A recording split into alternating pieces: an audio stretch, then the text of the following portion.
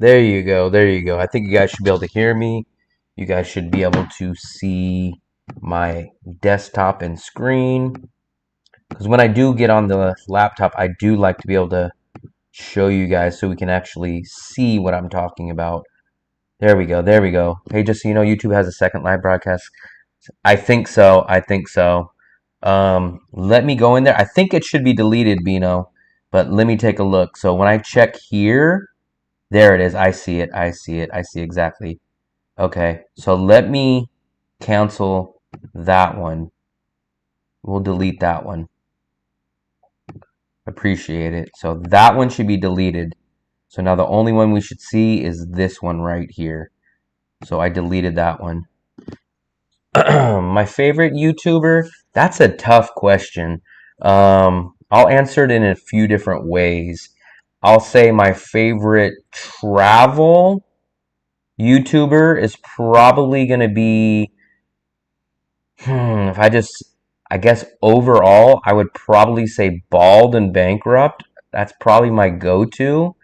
Um, if you say my overall channel, I'm going to say Soft White Underbelly, or I even like Peter Santanello a lot. So, do you guys, I'll show you their channels.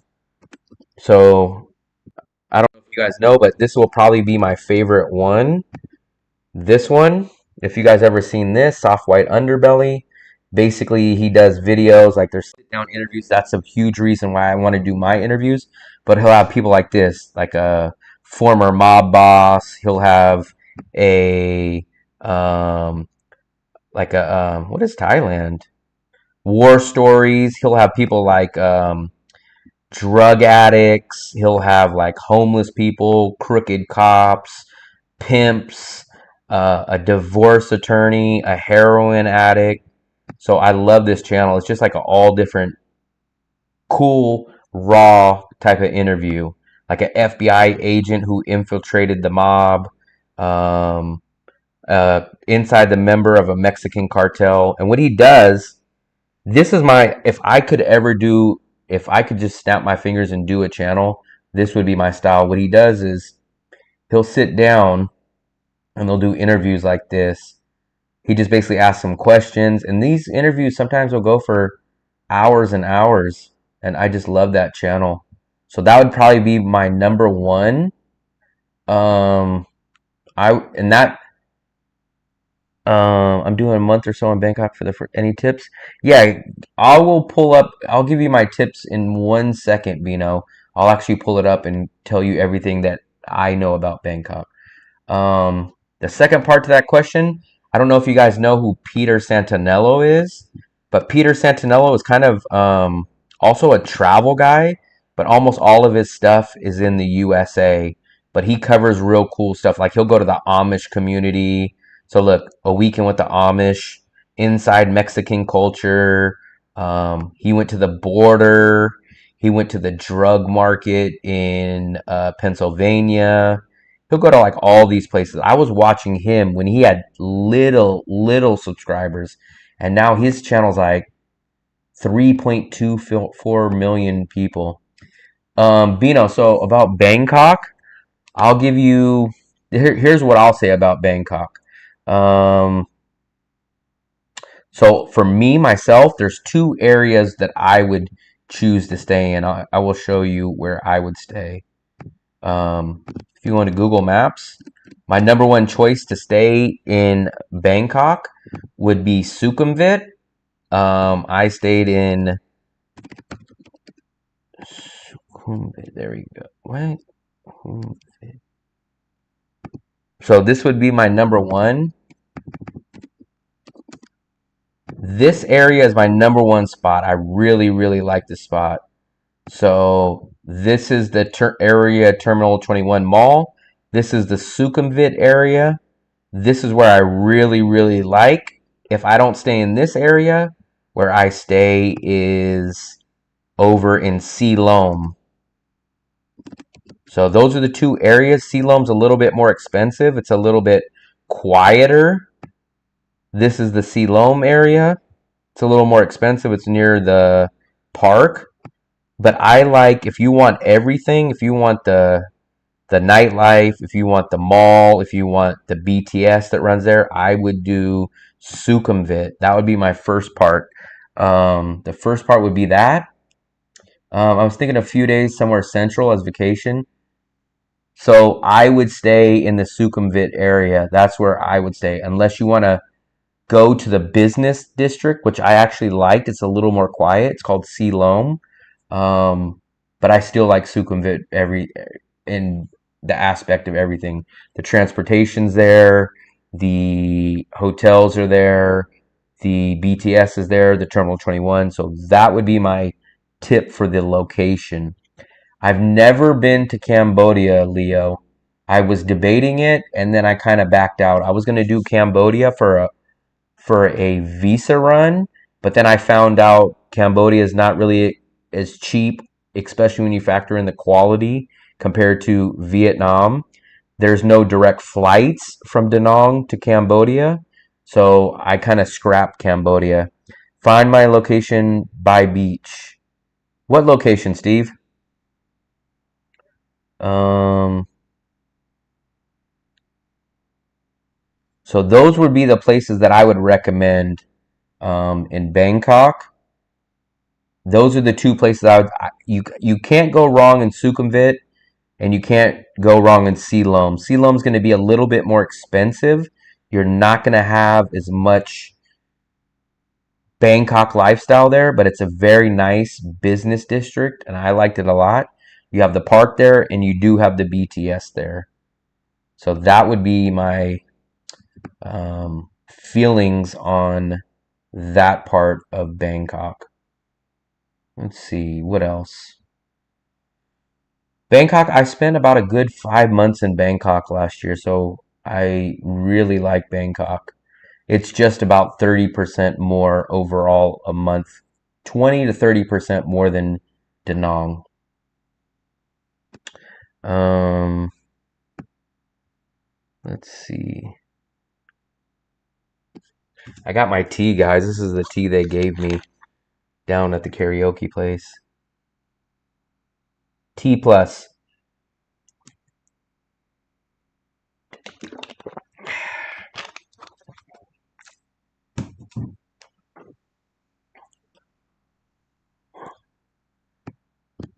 Bino, so Bangkok is very close to Da Nang. So if I were you and you were interested in going to Da Nang, I would do however long you want to do in Bangkok. And then from Bangkok, it's a simple hour and 20 minutes, hour and 30-minute flight from Bangkok to Da Nang.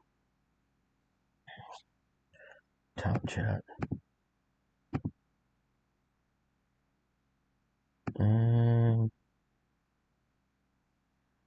Let's see.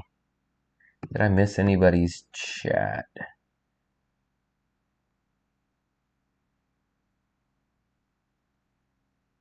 I think everybody headed out. I seen there was a big jump. It was like 9 people and now there's only 5. So I don't know if people got kicked off. A month in Bangkok and then 2 to 3 months. So yeah, so you could get some really cheap flights. So you technically get 60 days for free, assuming you're an American. I think I can only speak on Americans. So if you're an American, you get 60 days visa free in Thailand. And then as an American, to go to Da Nang, you would need the e-visa. So I'm not sure if you're American, but that I do know is the procedure and the time that you get for an American in in Thailand and for Vietnam. Okay, so I think you still also get the 60 days in Thailand. I think it's the same for 60 days. I'm pretty sure. Double check that. But you should get 60 days, I'm pretty sure. But then now you have two options. You have two options in Da Nang.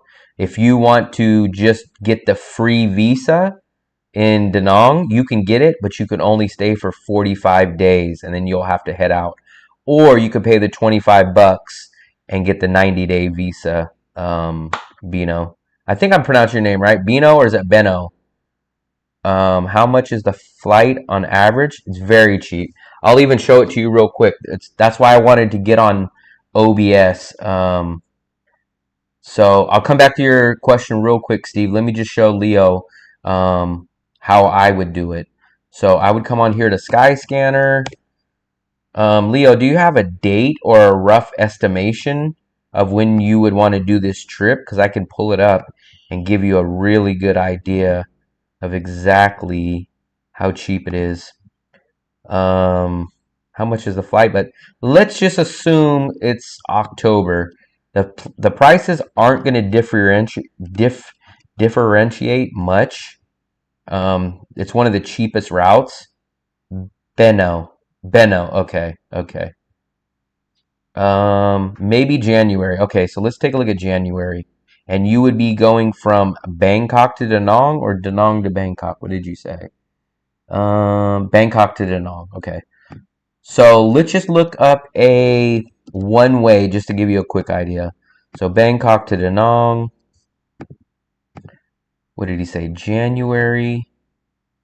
We're gonna do a one way in January. So this is how I would look up. If I was in your shoes, I would go on the Skyscanner. I would decide January, and if you look at the calendar here, you will see there's green, which means that's the best time to go price-wise, and then there's these blacks, which is like 100. So the cheapest one way you're gonna get looks like it's gonna be 64 to 70 bucks one way. So I would choose something in this range on these dates to fly out. So 60 bucks. This is probably going to be Air Asia. Let's take a look. I'm assuming this is going to be Air Asia, and it is. So 4:40 p.m. You would fly in at 4:40 from Bangkok. You would get there at 6:20 at night. Direct flight, an hour and 40 minutes. Your ticket is going to be 67 bucks. So if you were going to book this ticket, I would not buy it off a Skyscanner. I would just go into Air Asia, and I would look up that same flight. You can get all the information here by selecting this flight. Go over here. This flight will tell you everything. This is Thai Air Asia, and it shows you the flight number right here, FD 638 at 4:40 p.m. All you would do is go into into Air Asia. You would put Bangkok to Danang. What date was that? That date was January 7th. You would go into January 7th on the calendar, and you would buy the ticket directly like that. That's how I do it. It's very cheap. Actually, I was traveling here in 2019, and those tickets used to be like 40 bucks, 30, 40 bucks. Steve, maybe I should do Bangkok 1 month and two. If you have the extra time, I would ride out the free 2 month visa, Steve. So if you have the time and the time's no problem, I'd probably stay 58, 59 days in Bangkok, and then I would go to Danang on the 3 month visa, and I would ride out the 3 month visa. So 5 months. I don't know if you have that long, but that's how I personally would do it. That's cheap, good info. Yeah, so I would use Skyscanner for that. And then I would tell you to get the 3 month visa. And so what you want to do, I'll show you all you guys the right visa site that you guys want to go to, because I know a lot of people have told me that they get scammed or they go to the wrong site. But if you go into Vietnam Visa, it's usually this first one right here. It's going to have this crazy, so if you look here, it's like evisa.xuan. This is it. This is what the page should look like. So it's going to look like this. It's going to say National Web Portal of Immigration. You're going to scroll down, and you're going to go to personally apply for e-visa. So do you guys see that? Personally apply. And what you'll do is you click on that link, and this is it. So it's going to tell you you're going to need to upload your passport and a picture. Click on next. Oh, you got to confirm right here. So confirm and go to next. And then what you do here is you're going to have to upload a picture of you with a white background. You could do that anywhere. So if you have a white wall in your house or a white wall anywhere, just stand and get like a facial picture of you, and then take a picture of your passport, upload that, and then it's going to ask you, this is all the questions they ask you right here. So it's not too much, maybe 20 questions. All the ones with this red asterisk you have to answer. Given name, surname. You have to put this down correctly. So you have to put your correct, exactly how it's spelled on your passport name. Your birth date, your sex, your religion. So if you guys don't know what to put down for a religion, I usually just put this, NA. And I've never had a problem putting NA. You'll have to put down your email. You have to put down your nationality. But you'll see some of these questions, like right here, it doesn't have a red asterisk. You will not have to fill that out. I usually still fill it out, but you don't have to. Now, here's the big part. So take a look at this part, guys.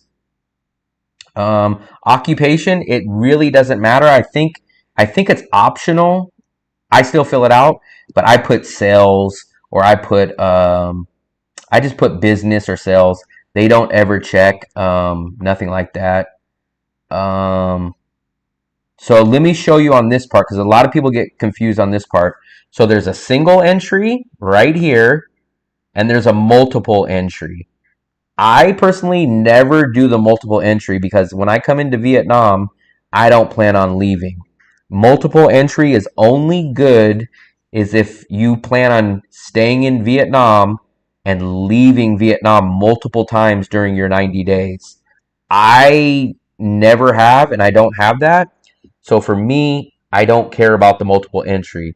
The single entry is only 25 bucks. The multiple entry is 50. So for me, I get the single entry, and then you have to pick your dates. So make sure you get this correct too. What did you type in for your occupation? Okay, so we'll get to that in a second. But you have to come in here to your dates. Make sure that you count 90 days. Make sure you double check it, because I've heard accidentally people will put 91 days, and then what happens is they default and they only give you 30 days. So whatever date of your flight is, or what's your expected flight date, put that in there, and then here's your exit date. So go in there to do that. Your passport, you will type in ordinary passport. Your passport number, you'll put that in. Your date of issue, your expiring date. You will put your permanent address. And now occupation. Now, I think Steve's the one that asked occupation. If you look, there is no red asterisk near this. So technically, you do not have to answer that question. But if you look, this is what I put. I put sales, or I put operations manager. So you can put whatever you want, but it's not even required. There's no red asterisks. Port of entry, purpose of entry, just put tourism.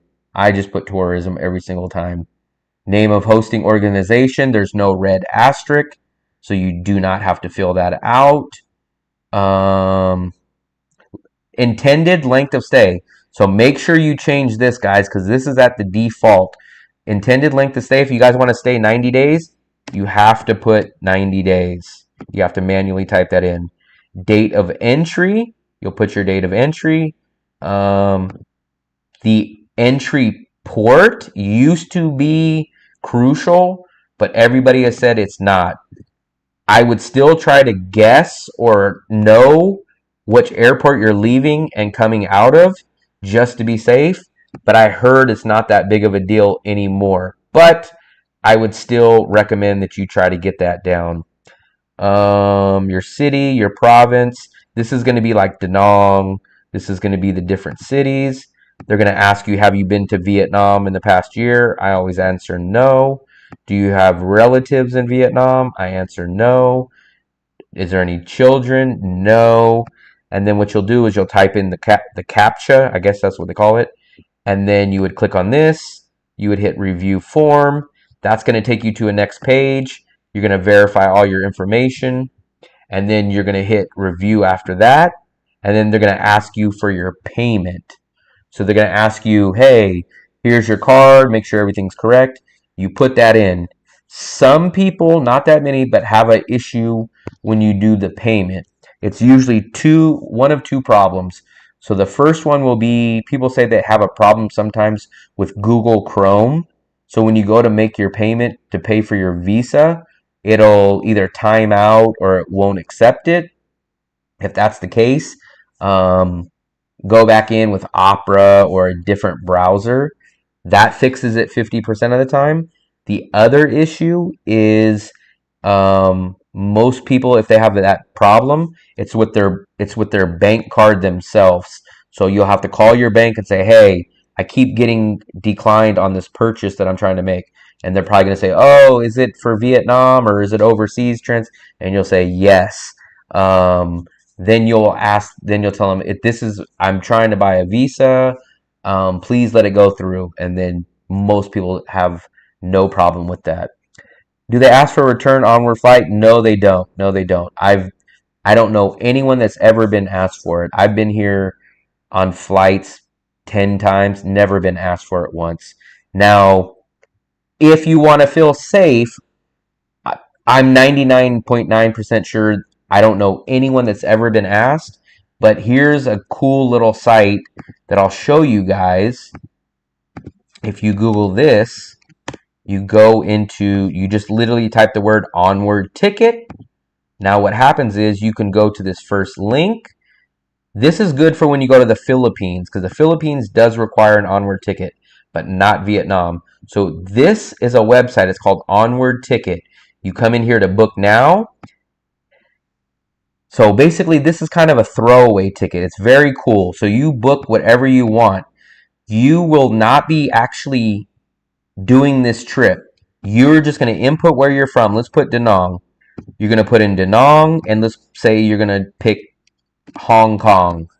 Now what happens is you pick the date that you want to go out. Let's say Leo was going to leave on November 1st. You would come here. You would put your information in, John Smith, this, contact email. Now what happens is, if you look down here, the total is $16.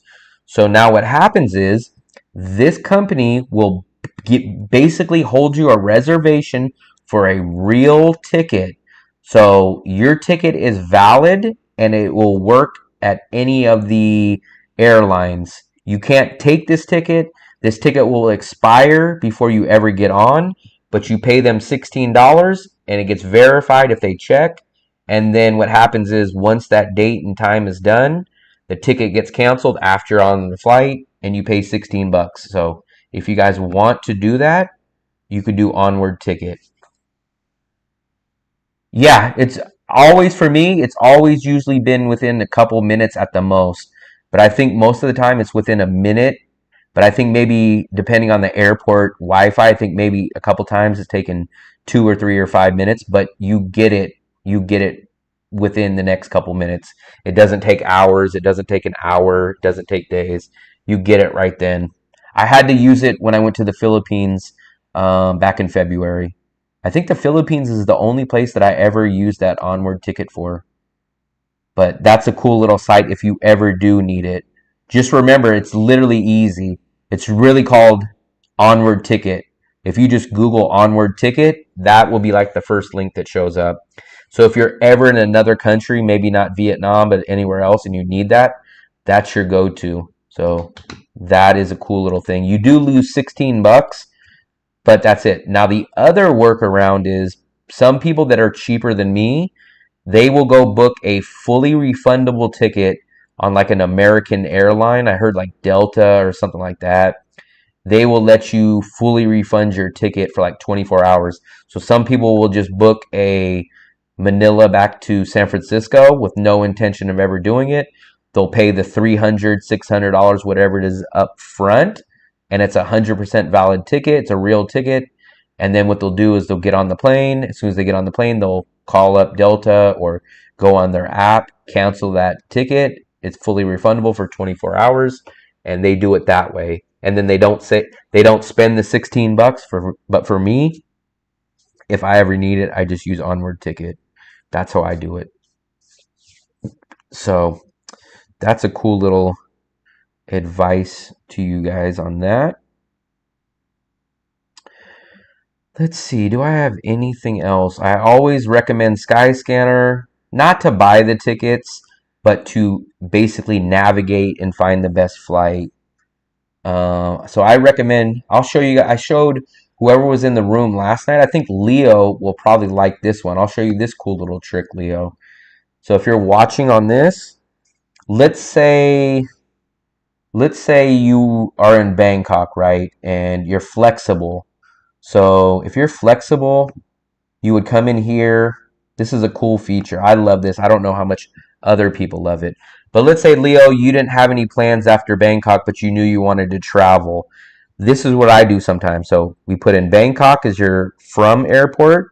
You go in here and you hit this button, Explore Everywhere. So I really, really like this feature. So let me make this a big screen so you can see this. So you'll come in here to everywhere, explore everywhere. Now watch this. Boom, you hit explore everywhere.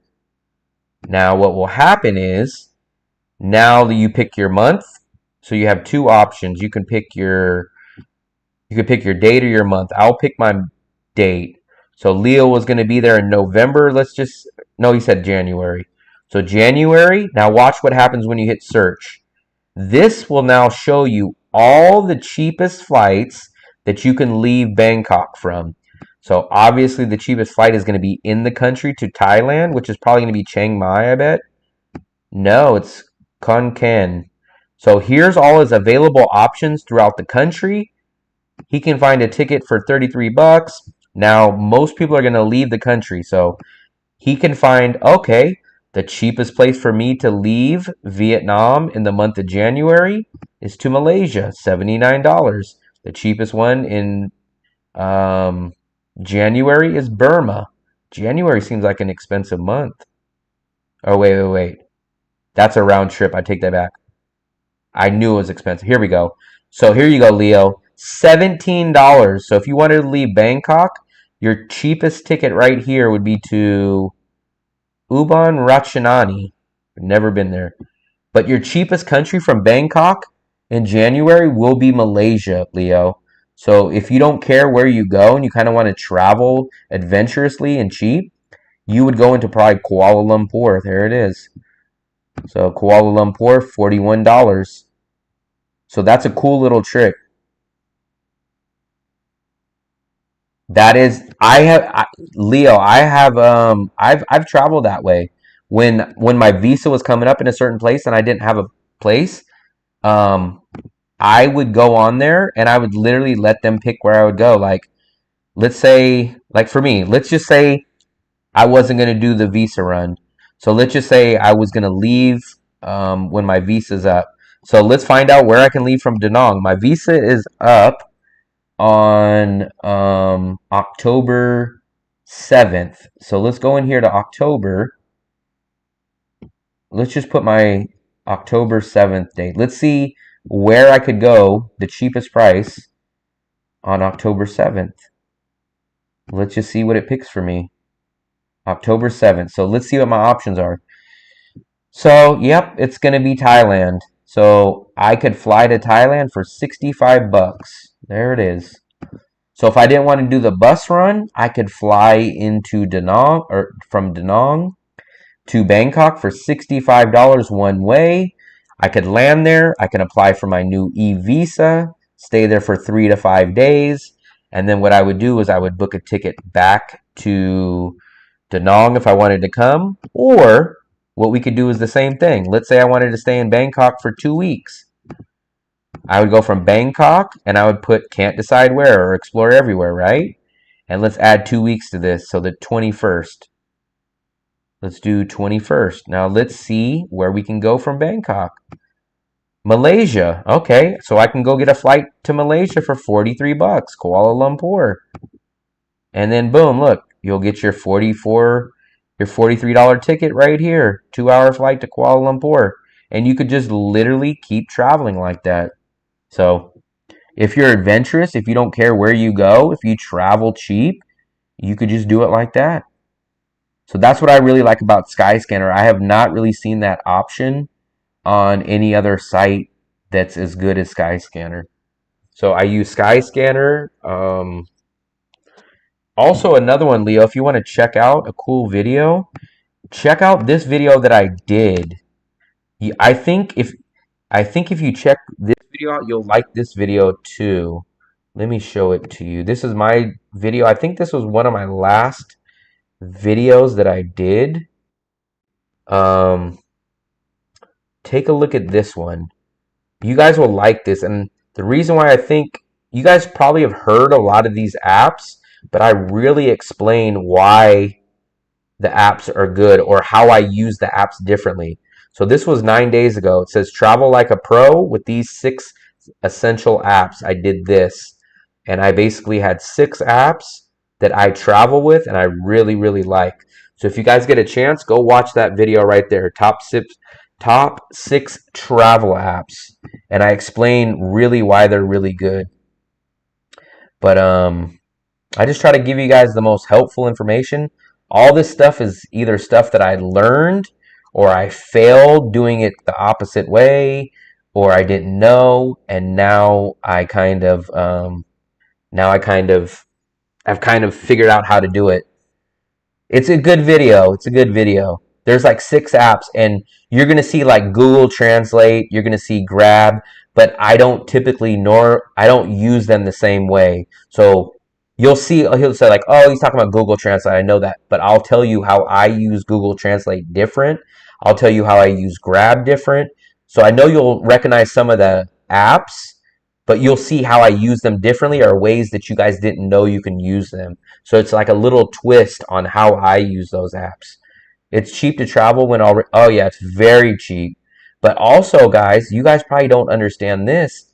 The USA is very expensive ticket wise because actually, I looked it up last night. I was on here talking to some people similarly about Skyscanner. Europe is extremely cheap to travel. I'll show you guys how cheap. I think Europe, once you're in Europe, it's actually technically cheaper flight wise, not living wise, not hotel wise. But watch, when I show you guys how cheap Europe is, watch this. Let's take a flight. Let's book a flight from like London. Let's do London, and let's do London to anywhere. It's going to show us all our European options. Now watch this, guys. So let's say we were in Europe. Let's call it October. Let's just do a whole month of October. Now watch how cheap Europe is. When you guys see this, this is going to blow you away. So we can fly from London to Denmark right here. Look at this, guys. Look at this. Full desktop mode. We can fly from London to Denmark for $16. We can go London to Portugal, $17. London to Spain, $17. London to Italy, $19. France, $19. Poland, $19. Croatia, $20. Germany, $20. United Kingdom, $19. Morocco, $20. So we have, what is this, 15 countries for under $20 once you're in Europe? So Europe is extremely, extremely, extremely cheap. I think it's actually cheaper to fly throughout Europe than it is Asia, but it's not as cheap to live or for accommodation.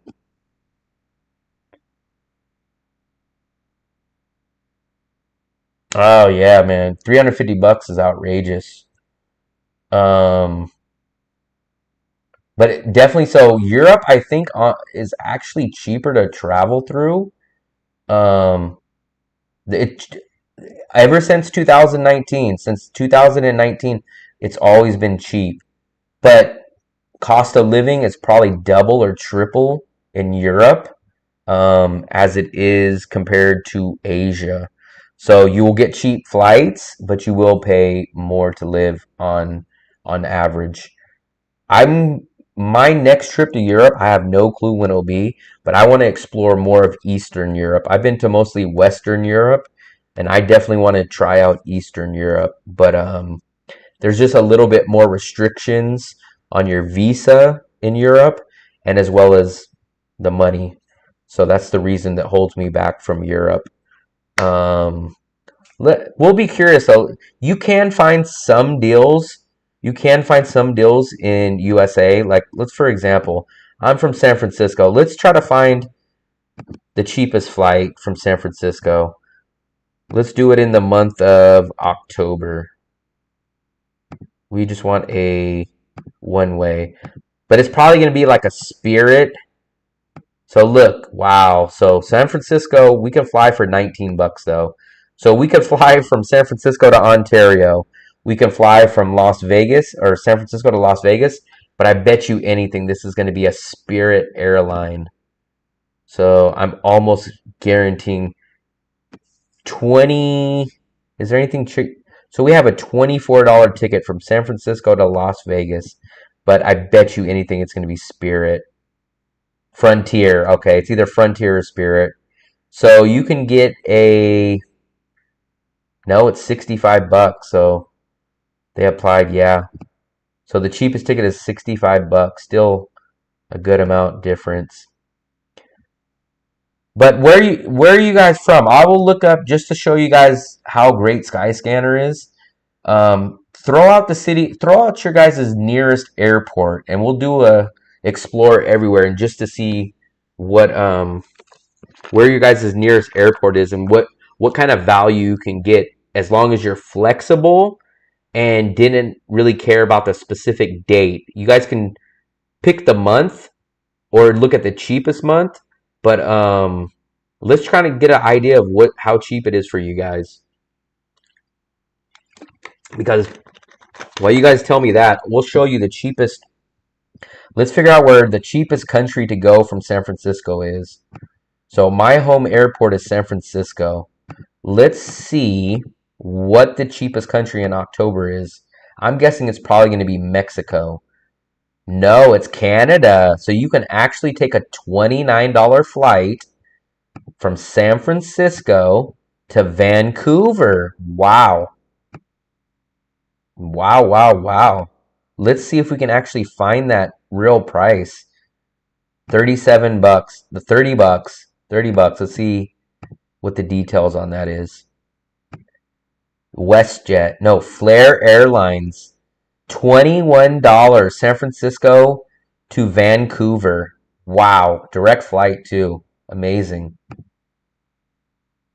Cheap ticket LAX to Danang in December. Let's take a look at it, Chris. So LAX to Danang. Let's take a look at that real quick. I will give you, so I will show you guys another tip. So if we find an expensive price for Chris from LAX to Danang, I'll show him a little secret tip of how I would do it. So let's try this out, Chris. This is going to be a perfect example.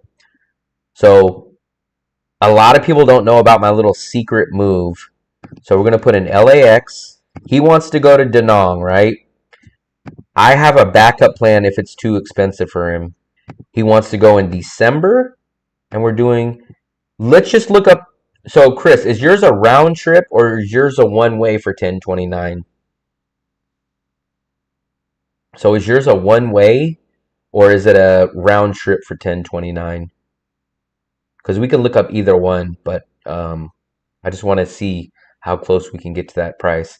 And if it's expensive, I'm going to show you guys. I bet you guys didn't think of this secret little hack almost of how to do it. Round trip. Okay, that's actually not too bad, but let's take a look and see what we can do. So we're going to look up a round trip for him from LA to Danang. So let's just do December to December. So if we look, we will find 474, 2 weeks. So let's do like the 4th to the 18th. Let's see what pops up for that date. This is 2 weeks. So let's see what we have for him. There's no direct flights, it looks like. So now let's see. It's still calculating. We see 953, so it's not that much different.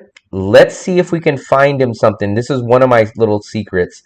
This might not work either, but I have a backup plan on top of this one. So let's do it as two one-ways. So this sometimes works. So let's do the whole month of December. Let's try to do two one-ways because it might be with two different airlines. But it looks like the cheapest date for him to fly out is December 4th. Because look at December 4th is $466. Now watch, $466, 581.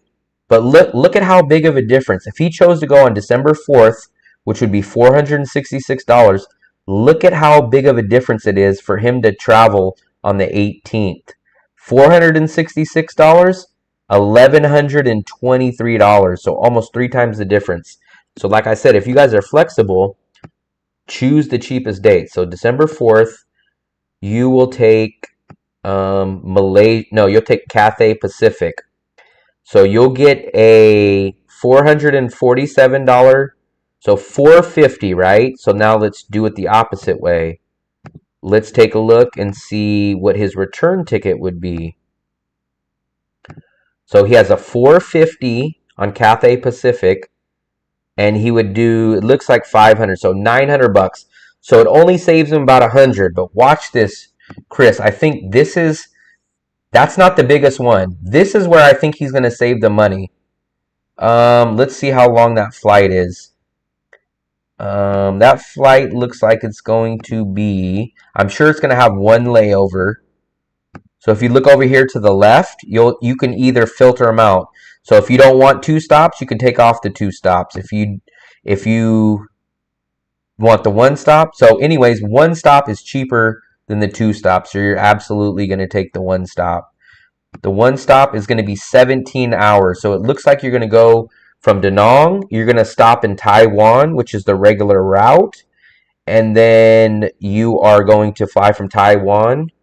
So let's just take a look exactly how long the layover is. So the layover is a 3-hour layover. So you're going to fly from Danang to Taiwan, which is 2 hours and 40 minutes. You're going to have a 3-hour layover and then an 11-hour flight back. But let me show you the other option, because this other option, most people don't ever think about this. On international flights, especially with Korea, EVA, those ones will allow you 2 checked bags at 50 pounds each. So as long as you don't pack more than 2 50-pound bags that you want to check in, your bags will be free internationally. You'll run into the bag fees when you deal with domestic flights here in Asia. So like if you fly Air Asia or something like that. But when you fly internationally, especially from USA or Canada, 99% of the time you're going to get 2 checked-in bags up to 50 kilos. But watch, here's the other secret. So watch this, Chris. I think I'm going to find you a better deal. It's going to be a little bit of a workaround. I don't know. It's not perfect for everybody, but it's perfect for someone like me. So basically, we found him a ticket for 900 to 1,000 round trip, right? This is what I would do. I would come into here. He knows he wants to leave from LA, right? So I'm not going to pick anything. I'm going to put can't decide, right? And I'm going to put it in the month of December. Now watch how I do this. So I'm going to scroll down here, and what I'm going to do is look for the cheapest flight from LA to an Asian country, because you'll be shocked. It'll probably be cheaper to do it this way. So let's find the cheapest Asian country that we can get him in from LA. So the cheapest country that he's going to get is going to be Japan. So he could fly into Japan or South Korea for $350. So what he would do is he could land into Japan and either try to catch a flight that same day from Tokyo, or he can spend one night in Tokyo, and then what he would do is book a flight from Tokyo to Danang. Sometimes it's really, really worth it to do that. You kind of get a free extra stop. But let's take a look at what a one-way from Tokyo to Danang is. So it's about 100. The cheapest you're going to get is about $170. So Tokyo is probably not going to be the right choice in that situation. But let's go look at South Korea. So let's go down here to South Korea. South Korea was almost the same price. South Korea. So South Korea,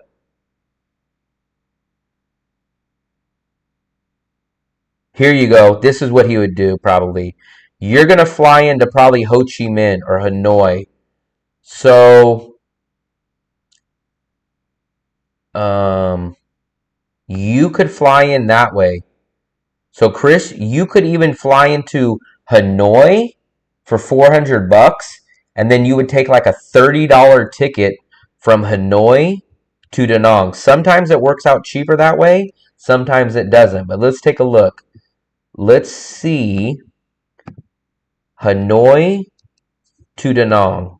Let's see how much this ticket would be. Your ticket is probably going to be as little as $27 or as high as $40. So you could fly into Hanoi and possibly stay one night in Hanoi, and then you would get on a flight the next day and take a $40 or $30, $27 flight from Hanoi, about an hour flight into Danang. So there's little workarounds. Sometimes it works out great, sometimes it doesn't. Philippines was probably in there too. But there's all these different little workarounds. So everyone doesn't understand the power of being flexible. Because, like, as we've seen, some of those flights are 3 times the price. Like, it's insane. So December, let's go back and look at this real quick. So look at the flight. I hope you guys can see this.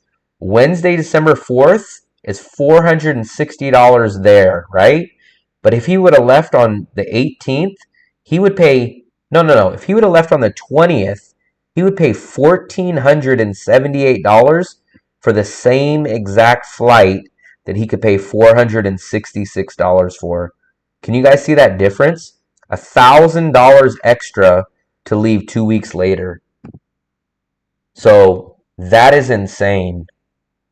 So what I recommend people do is be flexible. If you could be flexible on your dates or even the country that you first land into and use that as a layover or a stopover point, and then book a domestic flight from that Asian country to your original destination, sometimes it's free, sometimes it's a little better, sometimes you get a better airline.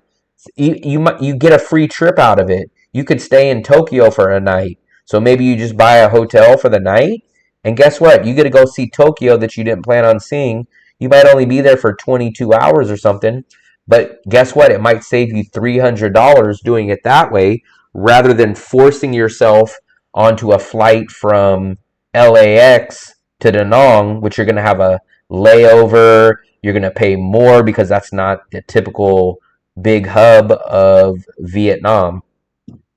So there's all kinds of little tips and tricks that I learned.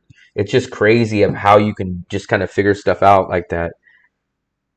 I appreciate it, Chris. Thank you, buddy. Thank you. Appreciate it. Thumbs up. Big thumbs up to Chris. I appreciate that, man.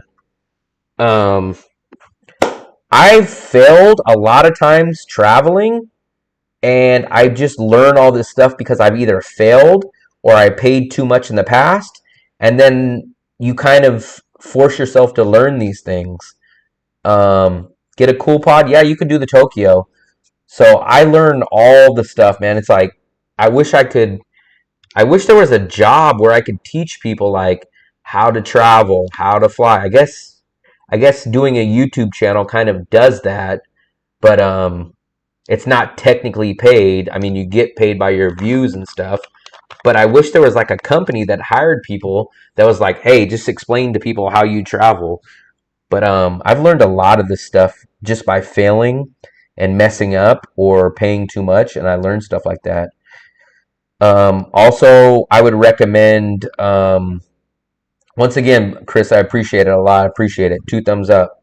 I would also recommend, if you guys come into Asia, I would recommend using Agoda. A lot of people use Booking. A lot of people use Airbnb. I find Agoda to be cheaper across the board, and I kind of feel like it's a better website, better filtering process, um, and better perks. So I personally use Agoda. Now, I would kind of recommend you guys be the same way on Agoda as I was telling you about being flexible. So I'll show you a little trick on Agoda as well. So if I were you guys, so the problem with me, I like an apartment. I like a bigger place. So I need 50 square meters or bigger, which is like 550, 500 square feet. I need a living room that's separate from the bedroom. I need a kitchen. So for me, I'm a little picky and I spend a little more on my rent. But if you guys don't care about us, if you guys are fine in a studio or fine with a place that doesn't have a kitchen or doesn't have a living room, you could find stuff better. Agoda rentals include water 99% of the time. Usually, almost all the time, yes. I have seen a few Agoda, yes. I've never seen anyone charge extra on Agoda for that. Airbnb is 99%. You will not pay electricity or water, but I have seen a few on Airbnb where they sneak it into the notes section. But if they don't list it as a separate charge on Airbnb, then you do not have to pay it. I never want to pay in advance with Airbnb, so Agoda is better. Yeah. So let me show you my little. Let's say we're traveling. Let's play a situation out. I'm never going to do it, obviously, because I don't care for the studios. It's too small. But let's say I'm a first timer coming into Danang. Here's what we're going to do a situation of. I want to be as close to the beach as possible. I want to spend under 20 bucks, maybe even 15 or $10. And I just want a studio or a hotel room is fine with me. Let's go see what we can find in Danang under those simple conditions. We're going to find some stuff that's probably going to shock you guys. So let's go into Agoda. So let me change this to full screen. Give me 1 second, guys. Full screen. So watch. We'll go into Agoda. We're going to hit hotels and homes. We will come in here to Danang. We're going to do this. Let's say we're coming. Let's do what is today? Let's do like October. Let's do 2 weeks. We're going to do October 7th and we're going to check out on October 21st. So we're going to do 2 weeks. So remember what our filters are. So we're going to come over here to filters. We don't want to spend any more than 20 bucks. So we're going to do 20 bucks. So I already know which hotel I would stay at because I've stayed at this hotel. But this is the one that I recommend to everybody. And actually, it's a great price, 15 bucks. We'll come back to that one in a minute. But let's just pretend we've never found this place. So we're going to go search the map. There's a search the map button. We filtered it down to under 20 bucks. I want to stay in the same area that I'm at now. So we're going to come over here. We're going to drag this down so we can see all the prices. Here we go. This is the area right here. You guys can see there's tons and tons and tons and tons of options. So now we're going to go to, let's just check out the lowest first. Let's just see if we can find an extremely cheap place. We want a hotel. And let's say I need at least a queen bed. So we enter those filters. Here we go. So we have Gold Time Hotel, which I know personally someone stayed here. 6 bucks. They paid 8 bucks. So obviously the rainy season is dropping prices. So let's take a look at these rooms. So for 6 bucks, you get a 22 square meter place, a queen size bed, you get a balcony, and this place is about 4 blocks away from me. So I'll show you. So this is a basic room, but it's 6 bucks. So imagine 6 bucks times 30 days is $180 a month. Is a month better like Airbnb? So on Agoda, I have not really noticed a monthly better fee. But what I would recommend is if you plan on staying for a month, Benno, what I would do is I would rent it for maybe a day or two, get here, check in, and then go downstairs and say, hey, I really like this place, or hey, my plans change. I'm going to stay here longer. Can we work out a deal? Can we pay? I'm paying $6 a night now. How about I pay you guys $4 a night? Or how about I pay you $5 a night and I will book for another 28 days? Try to negotiate with them. Even if they say no, haggle, negotiate with them, do all that. So watch this. So I will show you guys. This place is called Gold Time. Let's go into Google Maps. I'll show you guys exactly where I'm at, and we'll see how far this is from me.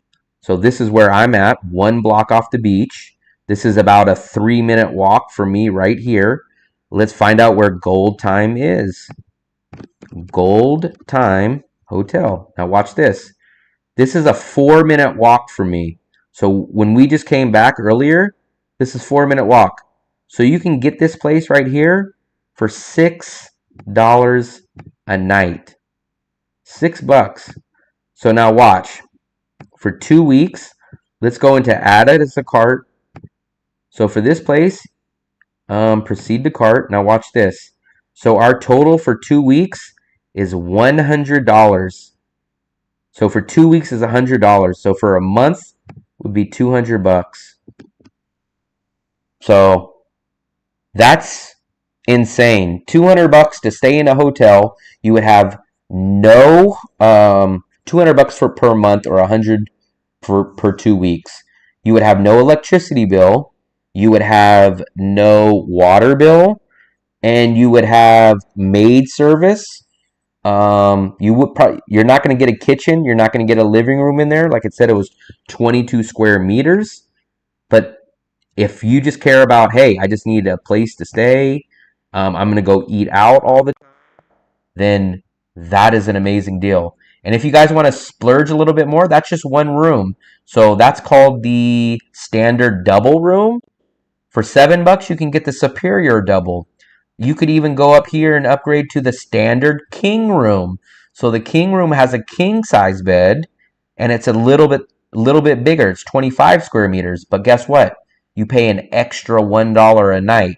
So do you guys want to upgrade from a queen size bed to a king size bed and gives you 3 extra meters for $1 a night extra? Boom, go to that. Guess what? Let's see what other option they have. So here's a much bigger room. Here's a 30 square meter room. You could pay $11 a night. A 27 square meters, $8 a night. So this is probably the room that I would get. I'd probably get the deluxe double, because you're going to get 27 square meters. You're going to get the king size bed, and you're going to pay $8. So you pay an extra $2 compared to the 25 square meter queen size bed, or 22 square meter. So you're going to get about 3 or 4 extra square meters, and you're going to get a king size bed.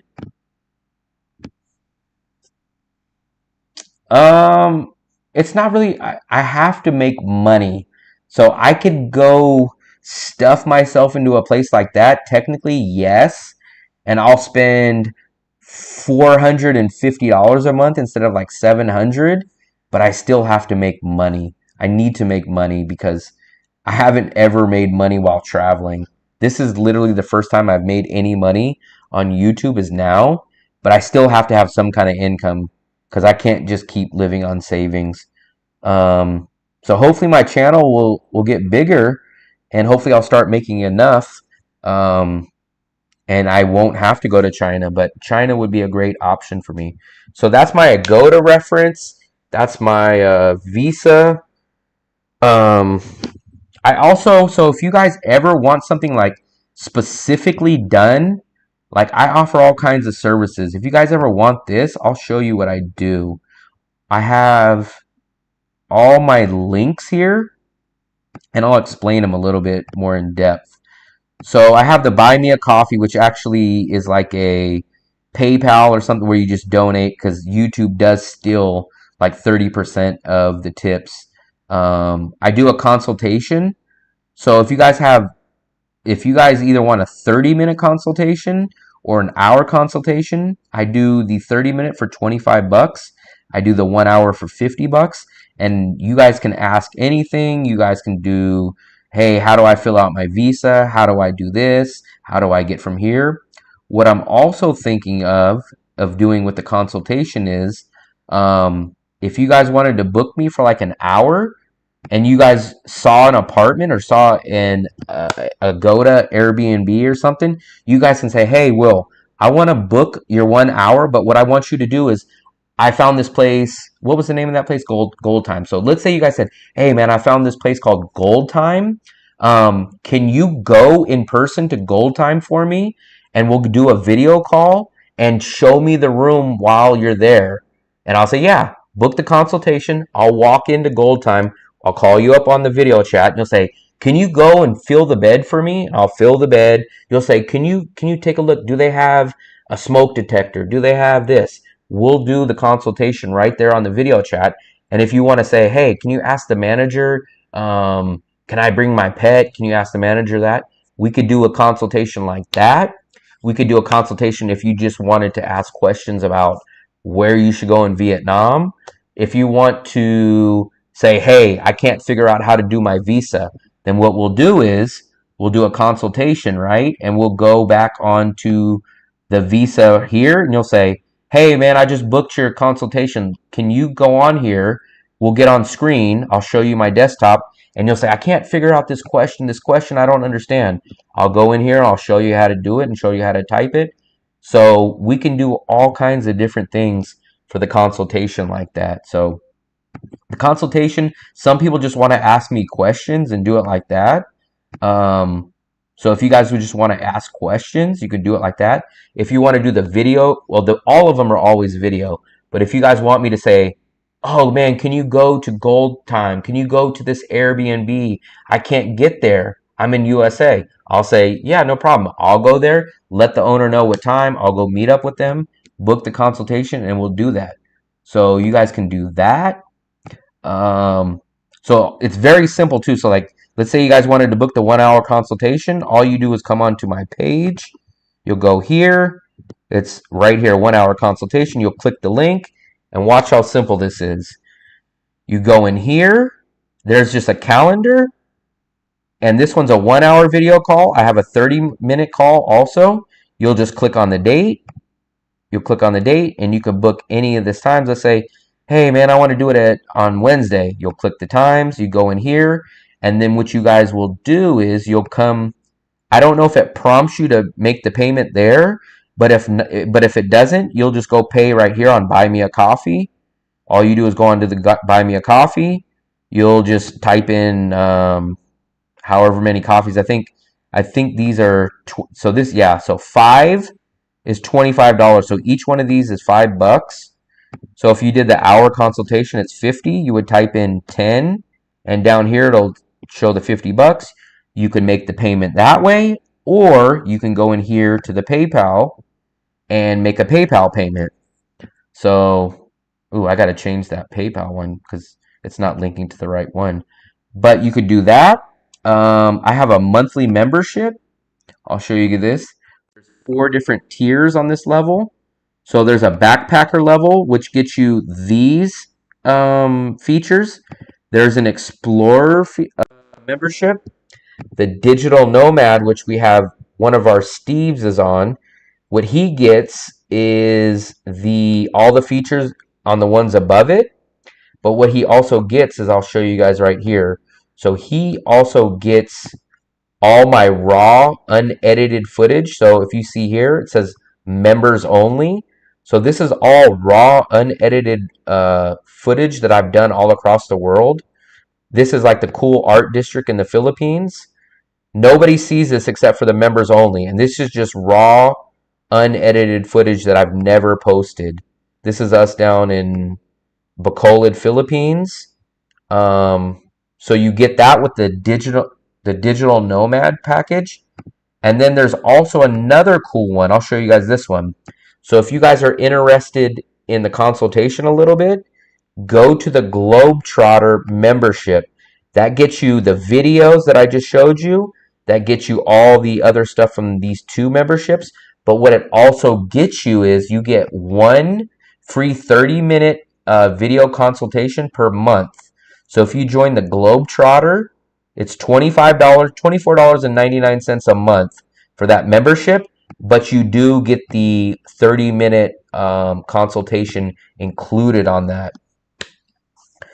So you get the so if you guys wanted the consultation, you could either do it directly through the buy me a coffee, or what you guys can do is you guys could go in there, buy the Globetrotter membership. It's $24.99. So basically what you're getting is you're getting the free videos, the members only videos, and you're getting a 30-minute consultation every single month. So you're basically getting that you're paying for the consultation, but then you're getting all the raw uploaded videos of everything else. So you get that. So those are the couple different options. You can make some good content on those visits too. Good YouTube content. If all else fails, get a tuk-tuk cart and a live stream. There's no tuk-tuks out here though, so that's only in Thailand, and they have tricycles in the Philippines. For all the frugal people, do you offer a discount? Maybe. The prices are pretty cheap. The Globetrotter membership is kind of like you're getting free video with the consultation.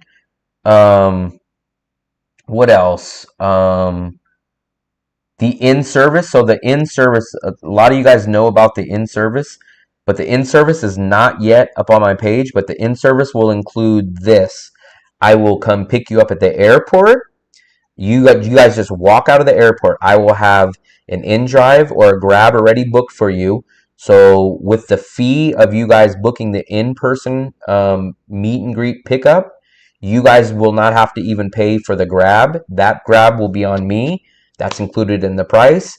I'll show you what bank to go get your money out of, the best one to pull out your money. I will take you back to your hotel, make sure you get checked in. The second day, we can go down to the cell phone place. I will help you get you all set up with a SIM card. We can then come back after your SIM card, walk the neighborhood here that you guys see me walking. I'll show you where the grocery stores are. I'll show you the best restaurants. I'll take you to the beach. Any general questions that you have about the neighborhood and where's the pharmacy or where is a digital nomad cafe, I'll take you to go show you all that. On the third day, all these will be about 1 hour to maybe 2 hours each day, so they're not the full day. It's not like we're spending 8 hours going and doing this. The third day, if you guys are interested in a longer apartment rental, I will go show you guys. I'll meet you guys up with a rental agent that I trust, and I can even come with you to the condo or the apartment with the rental agent, so that you guys can feel like, hey, this guy's here. He can answer my questions, and I will do that too. So that will be the in-person service. So that service will be available very soon for anybody that's coming into Danang. You should do a live stream where you challenge someone to find a cheap itinerary. Interesting. I don't know. I don't really know too many people that kind of battle with me on the knowledge and the cheapness. Some people have the cheapness and some people have the knowledge, but a lot of people don't have both. I bet it'd be wildly popular, especially if you do it on a schedule reoccurrence. Do the hotels confiscate your passport? No. So I would never leave my passport ever. So they will ask you for your passport when you check in. They are supposed to just take a photocopy, or sometimes they just take a picture on their phone, or they'll scan it. But don't ever leave your passport. I would never leave the passport. If they keep hassling you about it and require you to, I would leave. I would just cancel it. But I will never leave my passport with anybody. Never. Are there places that will take care of kids cheap while their parents go out? That is a good question. I do not know that.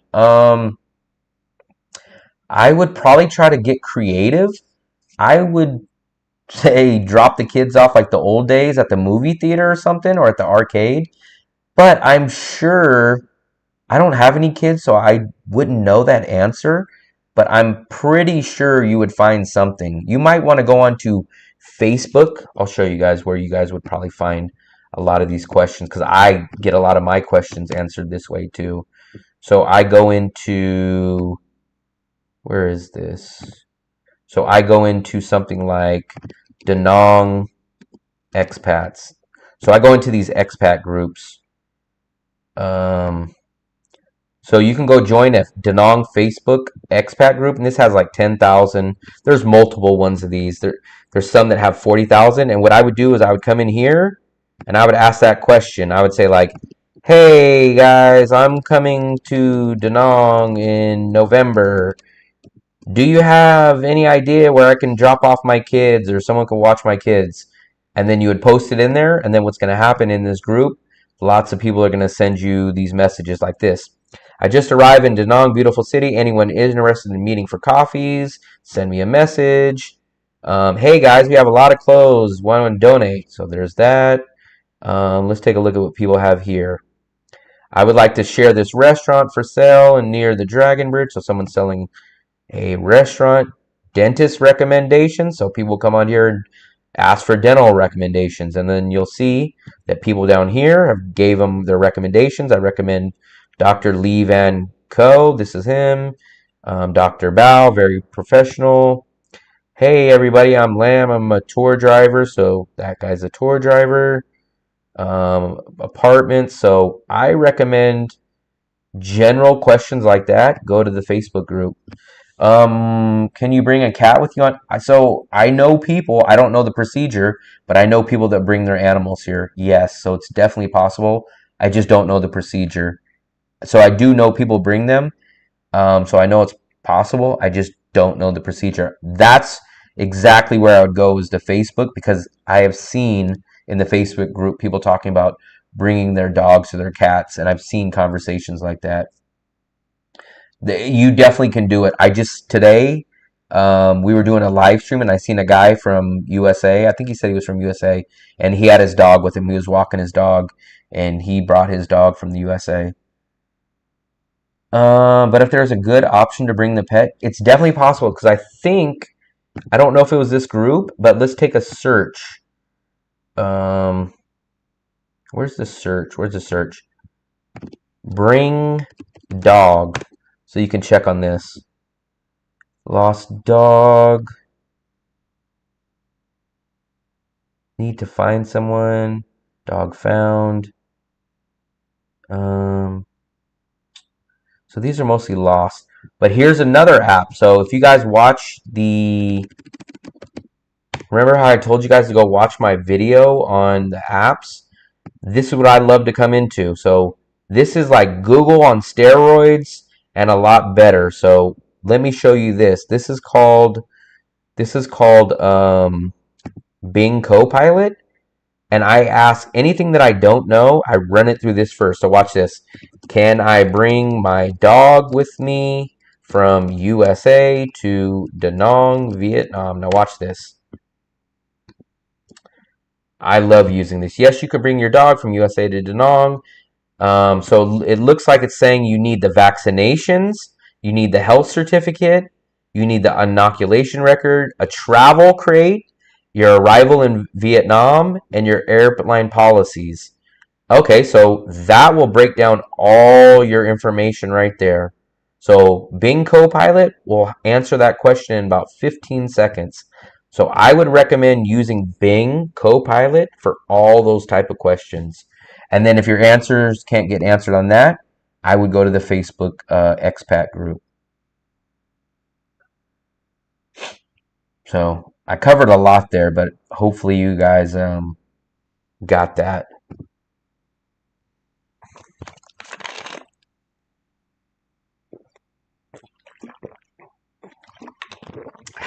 This is the tea they gave me. For you guys that didn't see it, let's see if we can check that video. Just about an hour ago, we ran into some locals. I have not seen the video. I was shooting the video. But let's see if we can actually see me down at the karaoke place. Yep. So watch this, guys. For whoever missed it, you guys missed a really, really good time. I'll show you. Let's see if we can find the locals. This was the Thai restaurant we went to. I want to... Oh, so it's past. Look at the locals that we ran into. Here it goes. So watch this, guys. This was crazy. I was stumbling down the street. Not stumbling, but we were walking down the street.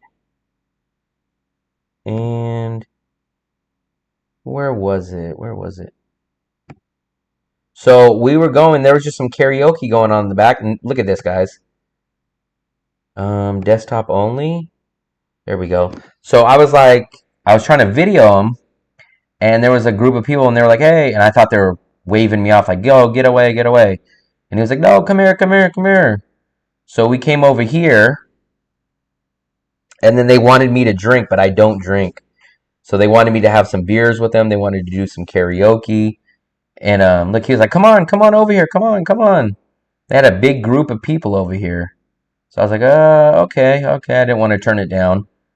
So all these guys were over here, and they were like, come over here, have a beer, have a beer. And I was like, I don't drink, guys. So what I ended up doing is they ended up getting me a yogurt drink. So I took a shot of the yogurt drink, and then they ended up giving me this tea. But we ended up staying there for about 20 minutes talking to the locals. But they loved it. It was kind of crazy.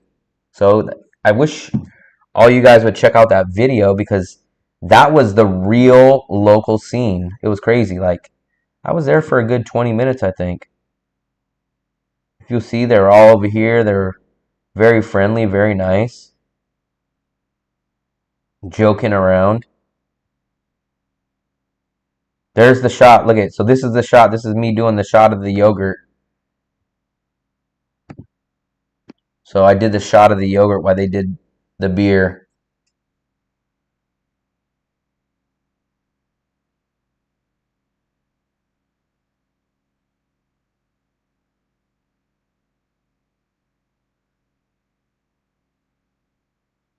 They didn't speak. They barely. That was the main guy that called me over.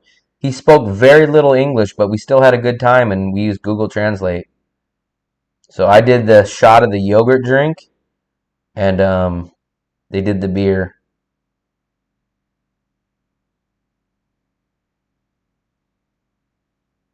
So that was a good time. Those are all a bunch of locals.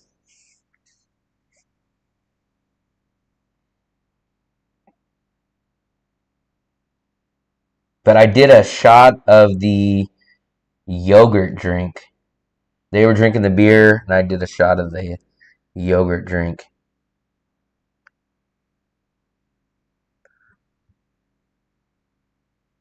But I had a good time. That was about 2 hours ago, guys. That was right after I left the restaurant.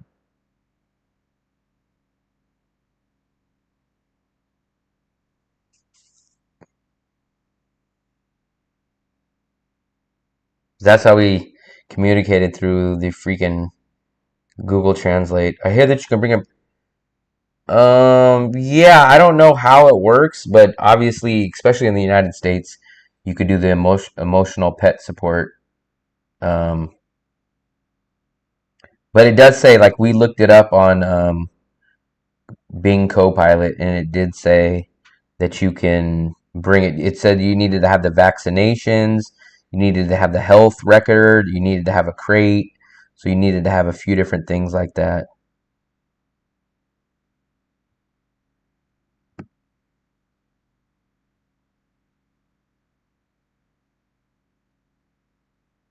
Video tags. So I did not put any video tags, unfortunately. I gotta add those.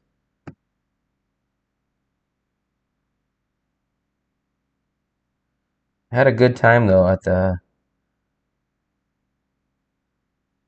Let's see. Maybe in the USA, but the rest of the world, yeah. I kind of think the rest of the world's not like that. The USA has a lot more, less standard requirements. Let's see. I've covered a lot.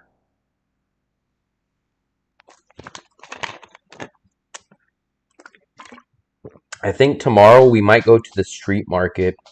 Not the one that we went to before, but the other one that's a little bit more local and it's in walking distance. I forgot I still have that Thai. I got the rest of that Thai food that I didn't eat tonight. Maybe I'll eat that before I go to bed. I got my half of my Thai restaurant, um, my Thai food. Look at this, guys. This is the Thai food that I had. I really like this. Let's see if you guys can see it. It was extra spicy tonight, though. I think because they moved and they went to a much more local place. I think they made it more spicy. Let's see if we can see it. Trying to see if I can. There it goes. There it goes. Look at that, guys. That was the stir-fried beef, the pineapple fried rice. That food was good. Let's see what we got here. Yeah, guys, I don't really know what else we could talk about. I guess the only downside of taking a dog to Asia, that's the part that I would get nervous about too. Especially if it's like, what happens if your dog gets lost like 2 hours before your flight? Like that's crazy. Like, are you supposed to go back home on your flight? Or are you supposed to lose your flight back? What are you supposed to do?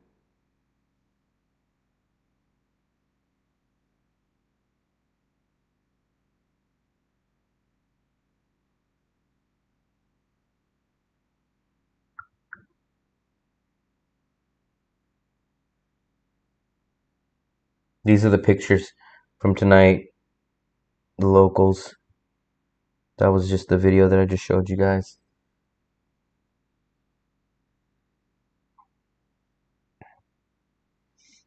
Do you know how much a pack of eggs? Yep, I sure do because I get eggs all the time.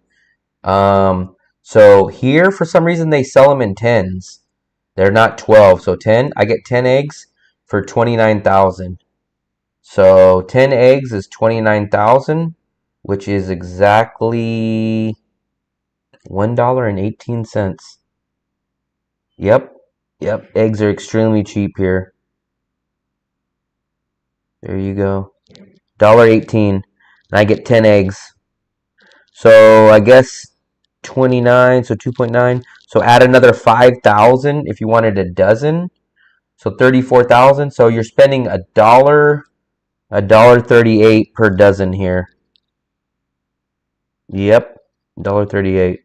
I get eggs too. I go through eggs in about 4 or 5 days. Bread. I'll pull up the moon milk video. So we just did this the other day. I go to Moon Milk. That's what I recommend to you guys. Go to Moon Milk. Moon Milk is a really good grocery store. Let's see.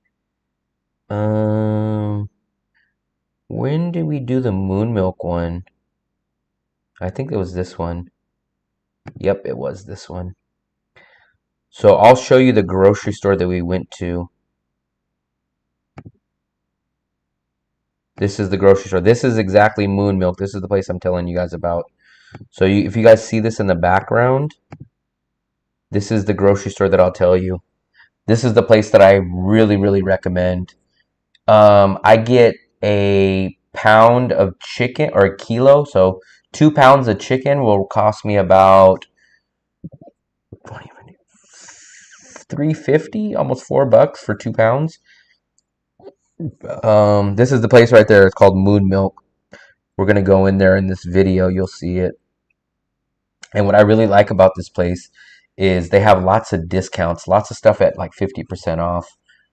Like they got some really, really good bread. There's the ciabatta bread that I get right there. It's a nice heavy loaf of ciabatta, and it's $1 for that loaf, but I usually wait till it's 50% off. So I pay 50 cents for that loaf of ciabatta bread right there. That ciabatta bread's really good. And watch, you'll see, I think I pointed the eggs. There's the eggs right there. There's the eggs right there, 29,000. And last about 3 months ago, 4 months ago, they were 21,000. So eggs have actually went up a little bit in the past 3 to 4 months. They used to be about a dollar, $1.10 or $1.05, but now they're up to about $1.40. See, there's something. The green beans are 50% off. If you see down there, it shows 50%. But every day they'll usually have something. They'll have cheese for 50% off, the bread for 50% off. A kilo of potatoes was 23,000, which is about 85 cents for 2 pounds or 1 kilo of freaking 2 pounds of potatoes. TPN, man, I appreciate it, man. Big thumbs up. Appreciate it, buddy. Appreciate it so much. Man, that really helps out. Like I said, this is the first month of being monetized. So tomorrow, I think at 12 o'clock tonight, it will end my monetization for the first month. So next month, I should be getting my first freaking monetization check. I appreciate it so much, TPN. Boom, boom, boom, boom, boom, boom. Thank you very much. I buy 18 eggs for $5.80. So for me, I get 10. So let's just do the simple math on this. I get 10 eggs for 30,000. So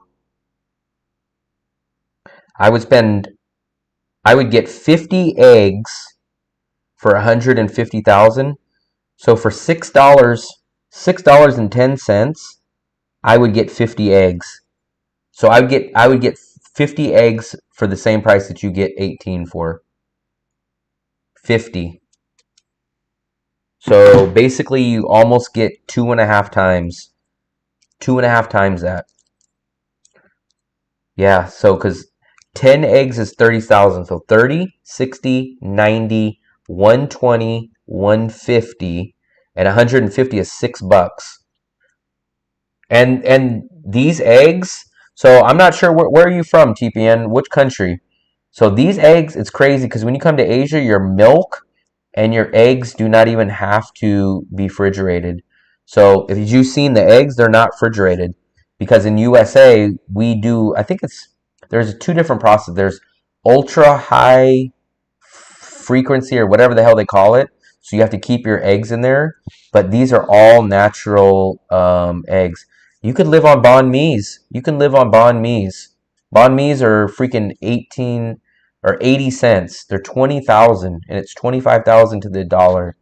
So you can literally live on eggs and banh mi. You could probably spend, if you got 2 banh mi's a day and ate 10 eggs a day, if you ate 10 eggs, 2 banh mi's a day, you would probably spend $3 on that food. Every banh mi is less than $1.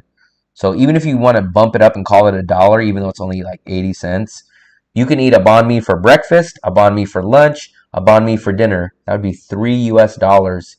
And then 9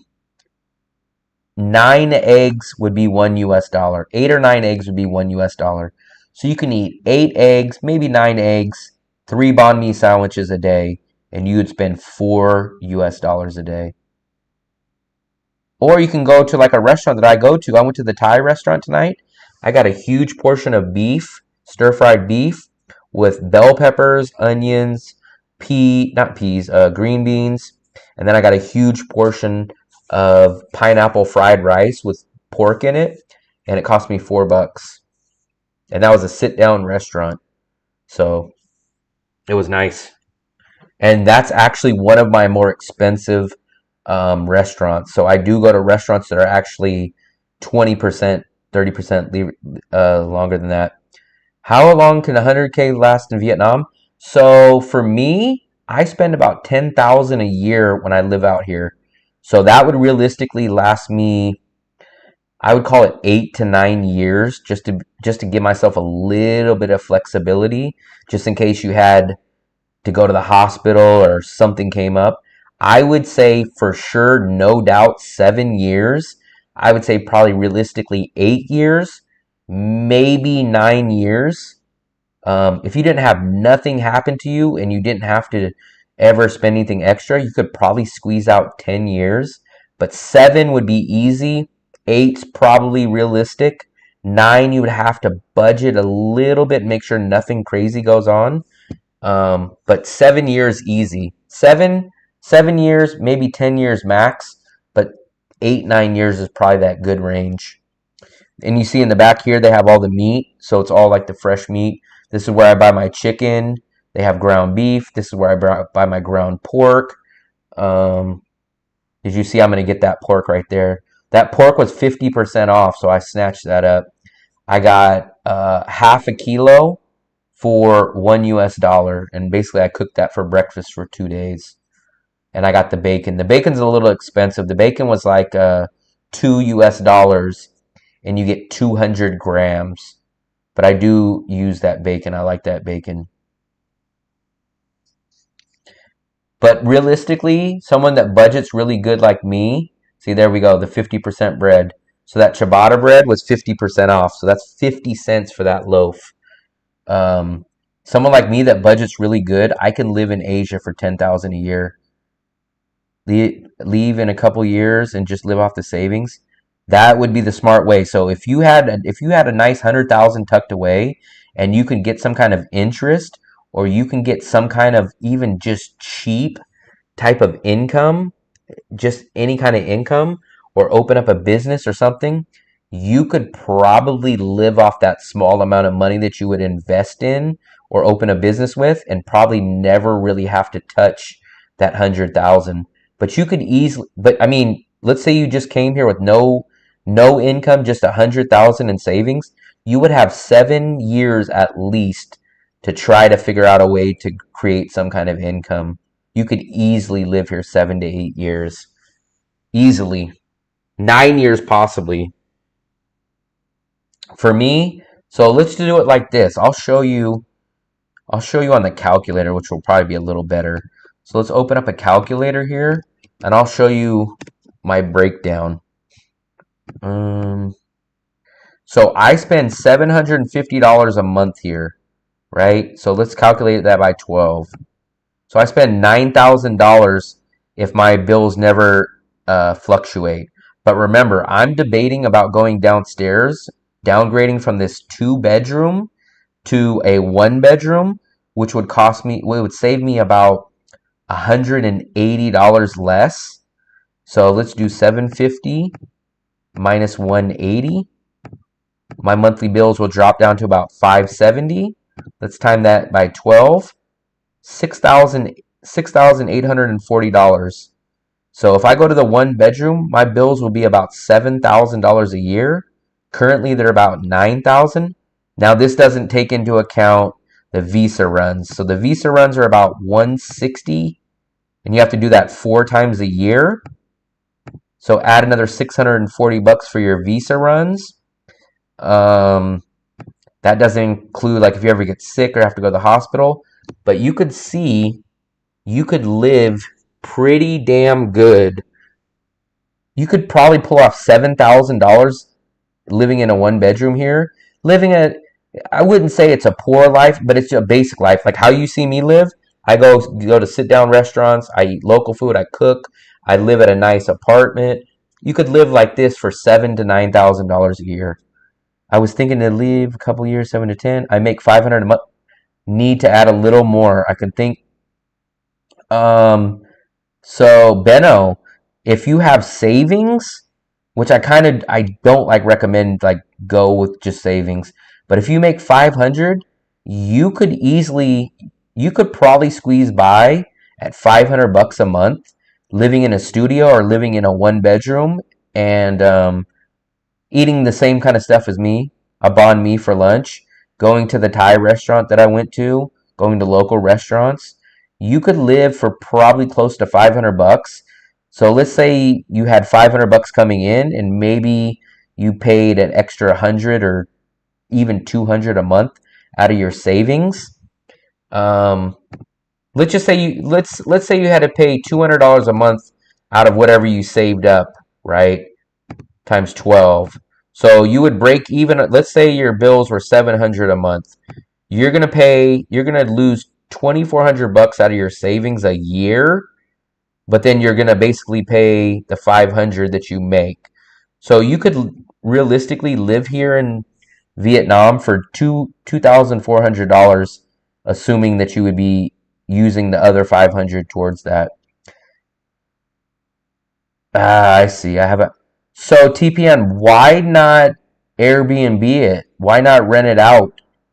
Let's say you could rent it out for 2,000 a month or 1,500 a month. Why not rent it out? Someone will be paying your house. You'll come live in Danong for 700, 800 bucks a month. Let's say you get 12, $1,500 for your rent. They're paying for you to live in Danong, and you're making an extra $600 on top of that. And they're paying off your house. You could Airbnb it, you could rent it out, and then that rent you could just directly use to live here, and then you're still going to have money left over from whatever the difference from the rent that you charge at your place to what you live at here.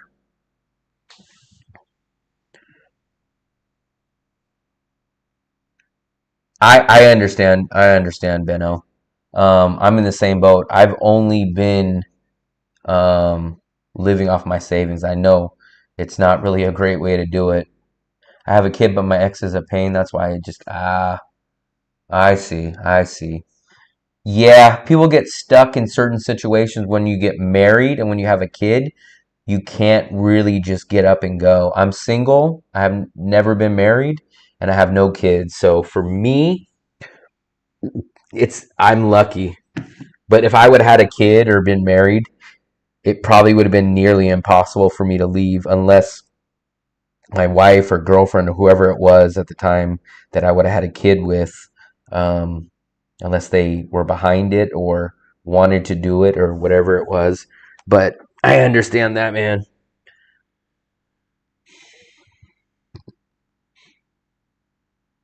I just can't find a better bang for your buck city than Danang. I mean, it's just amazing. When I go to the Philippines, it's basically 60 60% double, probably 50 to 60% double, maybe 40 if I'm able to budget hard in the Philippines. But probably realistically 50 to 60% more than Danang. Big difference. Big difference.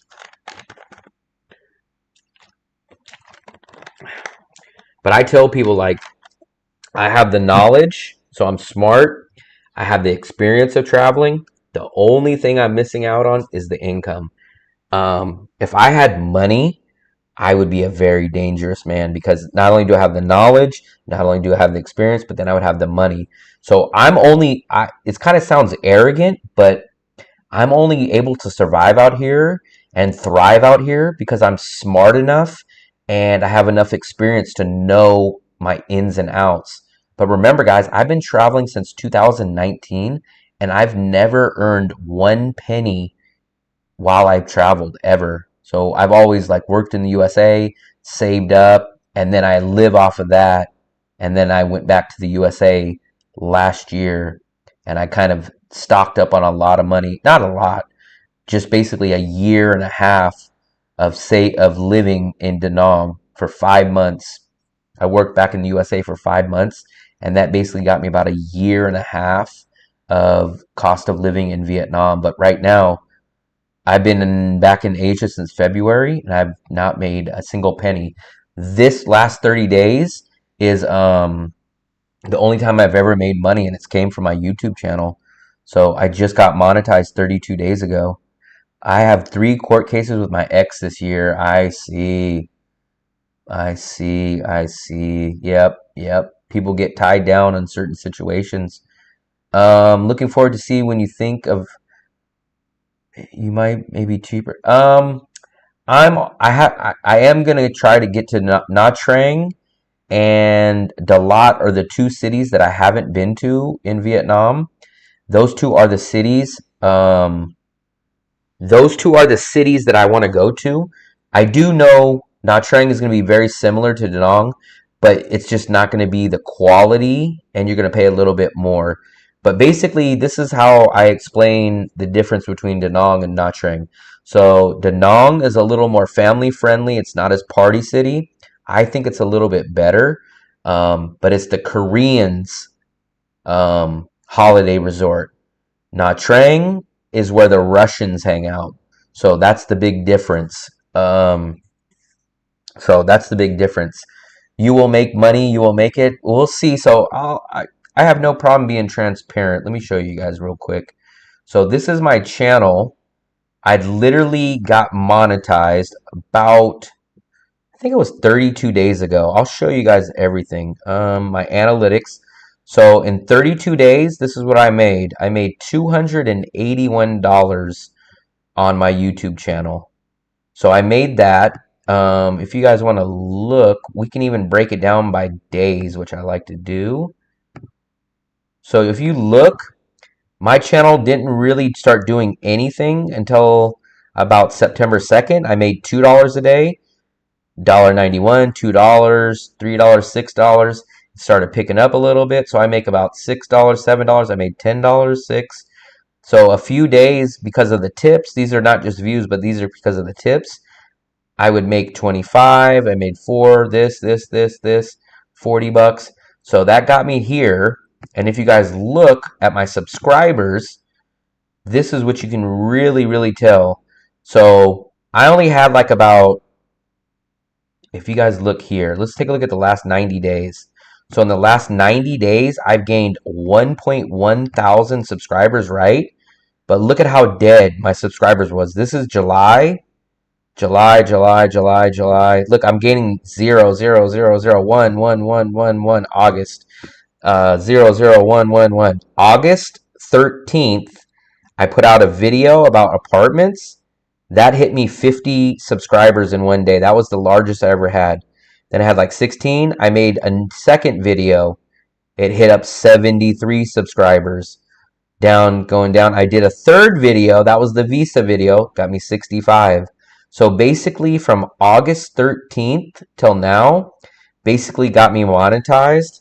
And I've made about 280 bucks, 290 bucks for my first month. So that's where we're at now. I have no clue. Maybe this might be the most money I ever make in any month. I have no clue. Maybe this is just a start. Maybe I'm going to make the same next month. Maybe I'm going to make less. Maybe I make 3 times. I have no clue. But I'm still on the grand scope of things. I need to make about 750 to break even. So I'm almost at 40 or 50% of where I need to be. So this is just my first month. I haven't even got paid ever from YouTube. This upcoming month, they'll pay me, I think, in 3 weeks, but that'll be the first payment I've ever got. I did not expect, honestly, I had no clue what I was going to make in the first month. I watched a lot of YouTube videos and people talk about, my first check was $22, my first check was $7, my first check was $48. So I was thinking I was going to make $7, $12, maybe $30. So shockingly, I made a lot more than I thought. The best education in life is from travel. Cayman Islands. Yep. Everyone basically. So I would really like to find someone. I've never noticed anyone that's really came that was my subscriber before my apartment videos. It would be nice to kind of run into someone that was a subscriber like 5 months ago, because I was getting no subscribers back then. As you guys seen, like July and August, I had like 1 subscriber at most a day. But everybody practically came from, all you guys pretty much came from these videos. You guys came from these days. So that was the apartment video right here. That's the first apartment video. No, this is the first apartment video. This was the second apartment video. And then this was the Visa video. So everyone practically came from about early September, basically. Some people came from like the end of August, but most of you guys came from like September. And I'll show you the channel. I'll show you the videos that I'm pretty sure that you guys basically found my channel on, because when I posted these videos, everyone, like all my friends and family, they're like, "You're showing up on my homepage. I can't believe it. I see you." So you guys probably came from this video right here, which is the cheap apartment rentals in Danang for under 300. And then a few days after that, I made my choice and I did this video. So that was like kind of the answer of saying like which one I got. This one kind of did good. How cheap is it? That got me 4,000 views. But the apartment video, as you guys see here, that one got me 24,000 views. And I think that got me somewhere around 200 subscribers. The follow-up on the apartment got me 10,000, which is nice. It's a lot for me. This one got me 4,000. I did a train video to Hue. I only got 380 views, so that video didn't do good. This one was a city when I went to Hue. That one didn't really do me too good. I got 1,000 views in 1 month. But then this video, this is the Visa Run video. This got me 7,000 views. And I think you guys really like the Visa and the apartment. So that's basically where I got all my subscribers. Um, I heard that a lot of guys, this is how great YouTube is.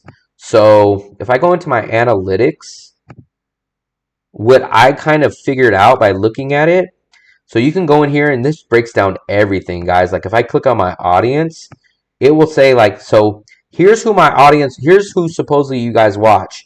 It tells me you guys watch Sammy, Social Sammy. It shows me that you guys watch John Sabot. It tells me you guys watch Travis Travels, Retired on the Go. And I think Janine was the other one that was really getting me a lot. And then it'll even break down the videos that you guys, maybe not technically you guys, but my overall audience. They watch Social Sammy. They watch David and Kim, which I started watching them not long ago. John Sabot. And then it'll tell me like what time you guys are mostly on. It'll give me like all this good information. Most of my audience is from the United States, 35%. 9% is from Vietnam. Almost 9% is from Australia, 6% from Canada. United Kingdom is about 6%. So my largest audience, I have an 87% male audience. And then the age gap. So basically the biggest group for me is the 55 through 64-year-old men. 30. So basically my prime audience is from 35 years old to about 65-year-old men from the United States. That's the basic demographic graphic of me. Yeah, so Janine was on my, when I checked that a couple weeks ago, she was getting a lot of, she was showing up on a lot of mine. So I think what happened was, if you guys watch Sammy or you guys watch Janine, I think when you guys watch their videos, that apartment video kind of grew. And then I think they started showing me after you guys would watch Sammy or after Janine. And I think that's what happened. So basically find a more popular channel and make videos. That's kind of what I heard. So I haven't really done it, which I should. But if you come into here, you'll see, like, you'll look at, so the smart thing to do would be to look at who the top guys are that watches your channel. So Sammy, Social Sammy, John. Now what you can do is you can go take a look at their videos and see what's getting good for them. Or you can kind of cheat and say, okay, so here's what you guys technically been watching. Danang, Vietnam, budget hotels for under $20. David and Kim, don't be a digital nomad until you watch this. Danang, want to see the locals? So you can kind of take your own spin on that and make a video about it. How is the dating scene?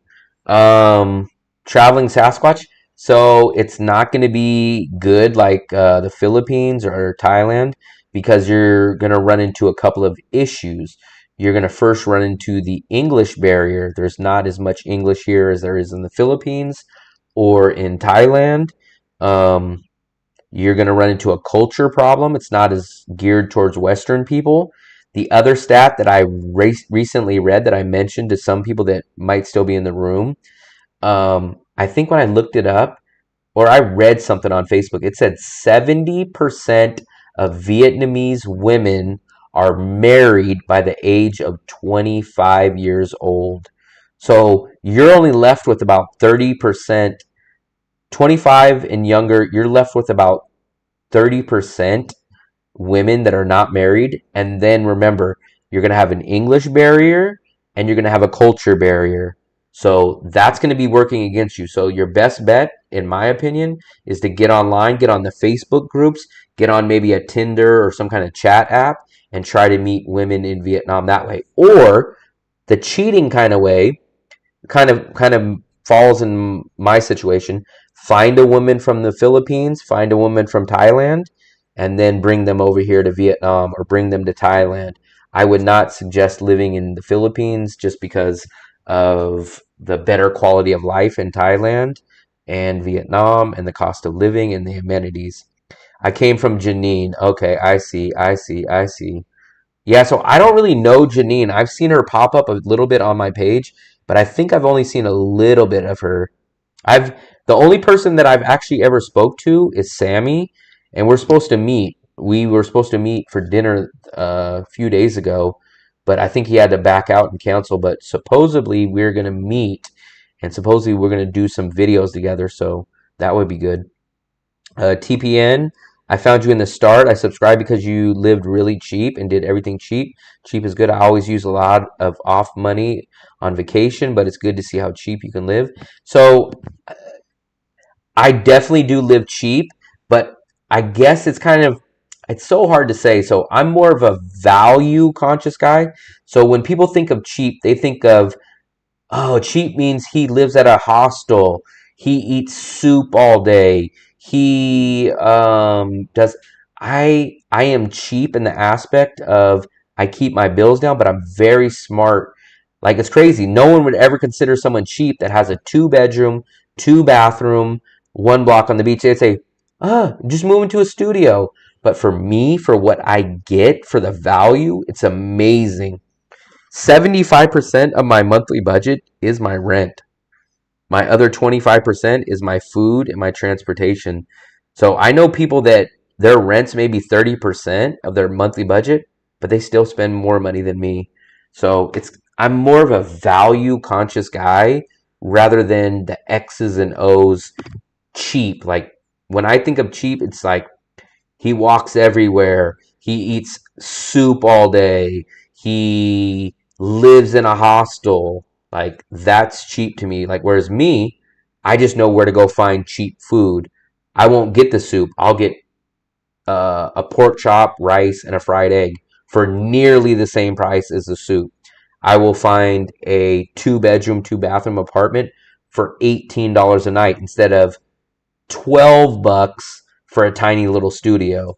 So I do bump the budget up a little bit in certain things, but for the money that the value that I get I feel that I get more value for the money that I pay.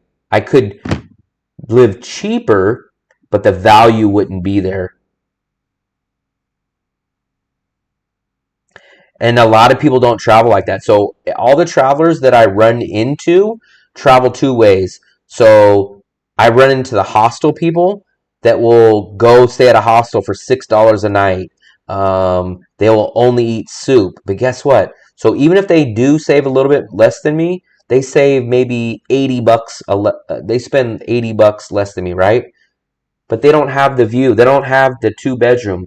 They don't have, like, I'll show you guys. They don't. So this is what I get for $18.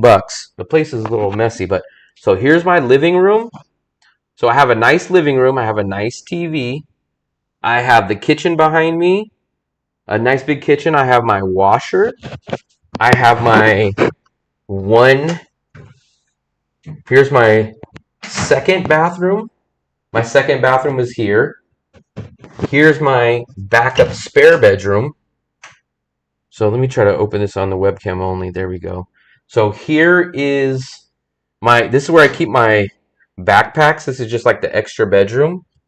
We have that. This is my second bathroom.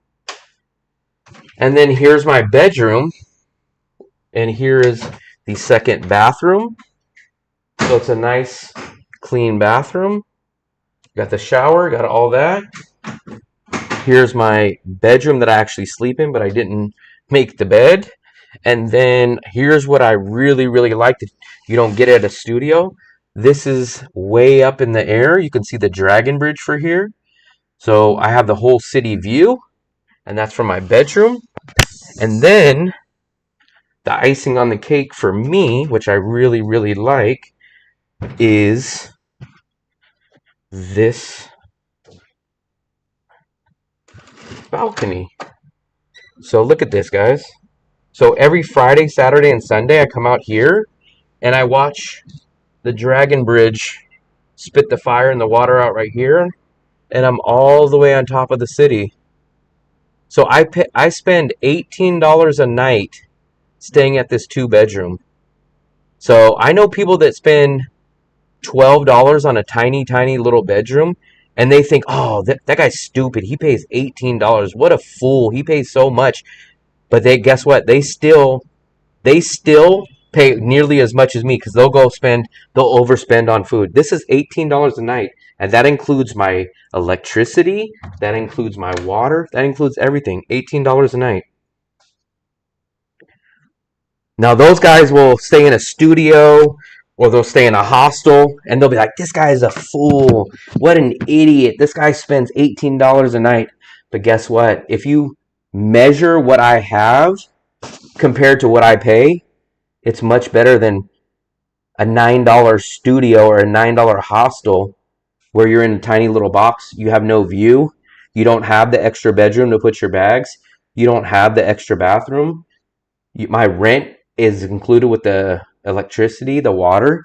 $18 a night. It's great. So people call me, you're so stupid, you're paying that much, that's crazy. And they'll say, guess what, man, I only paid $12. And I go, how big is your place? Well, I don't really care about that. And I go, okay, well, if you don't care, I understand. I go, what's your kitchen like? Oh, I don't have a kitchen. I just go out and I go, okay. What about your living room? I don't need a living room. I'm like, so, okay, so if you stay inside and work and edit your videos, you'd be going crazy because your bedroom is in your living room, is in your kitchen, and if you don't go out and you just focus on your stuff, guess what? It's crazy. So actually, and the crazy thing about it is, guys, if I downgrade to the 1-bedroom, so this is the 2-bedroom, there's 1-bedrooms available downstairs. If I go down there, I would spend on a 1-bedroom, it's almost exactly the same layout. I don't think I'll get as good as view, but it's similar view. I would lose 1-bedroom, 1-bathroom, and it's about $11 a night. $11.50, $12 a night to go down to a 1-bedroom.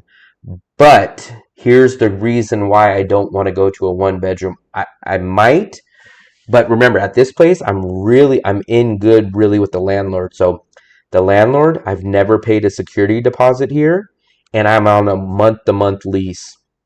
If I go downstairs, they're going to make me pay a security deposit, and I'm going to have to sign at least a 3-month lease. So my option is stay at this place, get the extra bedroom, the extra bathroom, the perfect view, pay an extra $180 or so to stay at the 2-bedroom. If I go downstairs, I would save about $180, lose the bathroom, lose the extra bedroom, not have the view, but then I would have to pay a security deposit and I would have to sign a 3-month lease. So $180 and staying at this place, save the $180, but have a security deposit, have a 3-month lease, lose the bathroom, lose the extra bedroom.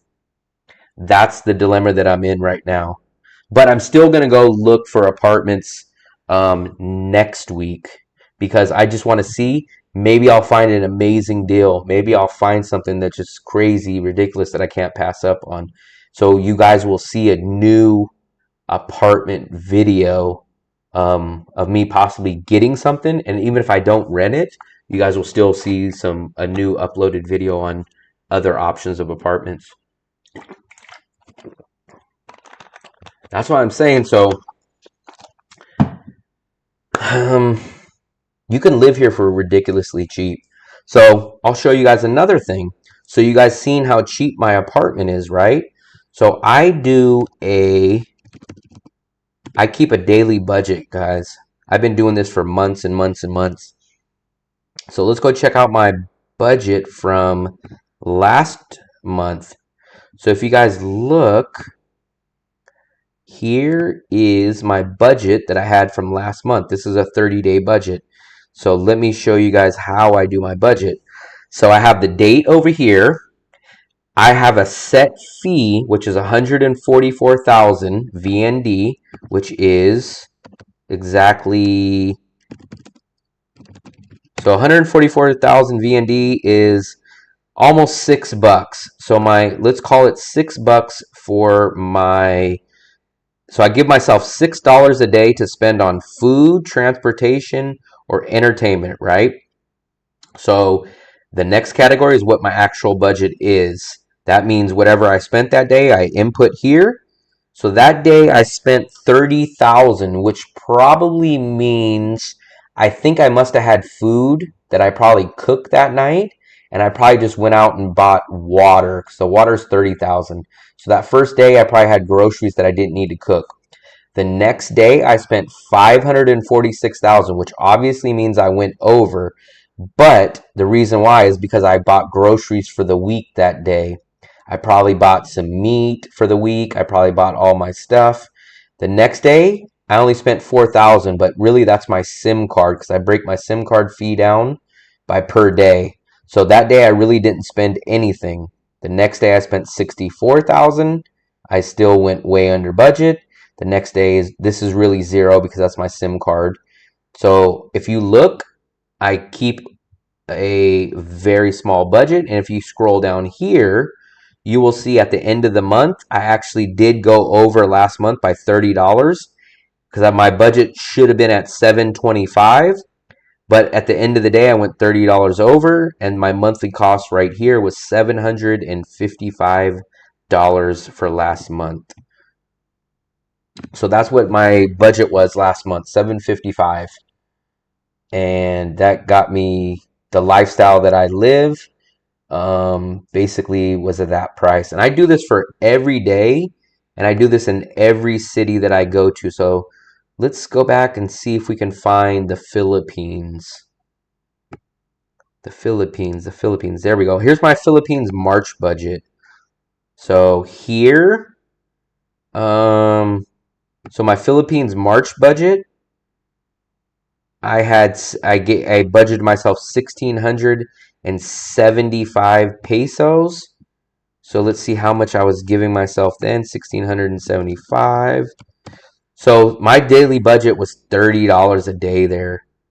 But that did not include, so that was including the rent. So I think I was at $20 for rent. So it would have been the equivalent to about $9 a day. So if you look, let's take a look at what I spent that month. So I spent $300 on that, plus the rent was, where's my rent? So my rent, oh no, that was the rent cost. So I spent $300 on rent, and I spent, I think it was $500. So I spent $850 in the Philippines. So I spent about an extra almost $200. So I keep track of my budget pretty well. That's why I'm able to keep such a tight budget, because I know what I should spend. And then even, let's say I do go over a day, what I'll do is I'll kind of try to balance it out the next day. And I'll say, hey man, I spent too much money yesterday. Maybe instead of going out to dinner tonight, maybe I'll make a bacon and grilled cheese sandwich, and I'll kind of trim it down that day to get caught back up and even. Or maybe I'll say, you know what, I'll just go buy a banh mi. I'm not going to go out to dinner. I'll just go get a banh mi. And then by that third day, the budget kind of balances itself out. And then I'll just keep doing it like that. That's why, like I said, if I made, like, so, we have some guys that come in here that say they make some good money, or they ran into some money. Like, man, my family was very well off, man. I have all this money in my bank. I'm like, man, I would be a very dangerous man. If I ever had money like those guys, I I honestly, no joke, I don't know how I would spend $1,500 a month here. Because remember, I don't drink alcohol. I don't go to clubs. I don't really go do expensive things. Like even when I go do entertainment, I go to the street market. I go to the Dragon Bridge. All these things are free. I go to the park. I go to the beach. Sometimes I'll go like bowling. I'll go bowling. When my girlfriend's here, we'll go bowling or we'll go to the movie theater or we'll go to the mall and go to the food court. But my hobbies here are cheap or free. My entertainment, I watch UFC, I watch boxing, all on my computer, the free stream. I go to the Dragon Bridge. I'll rent a bike, a pedal bike to go ride. I'll walk down to the beach. So I live an extremely cheap but enjoyable life for me. Like there's nothing that I feel like I'm missing.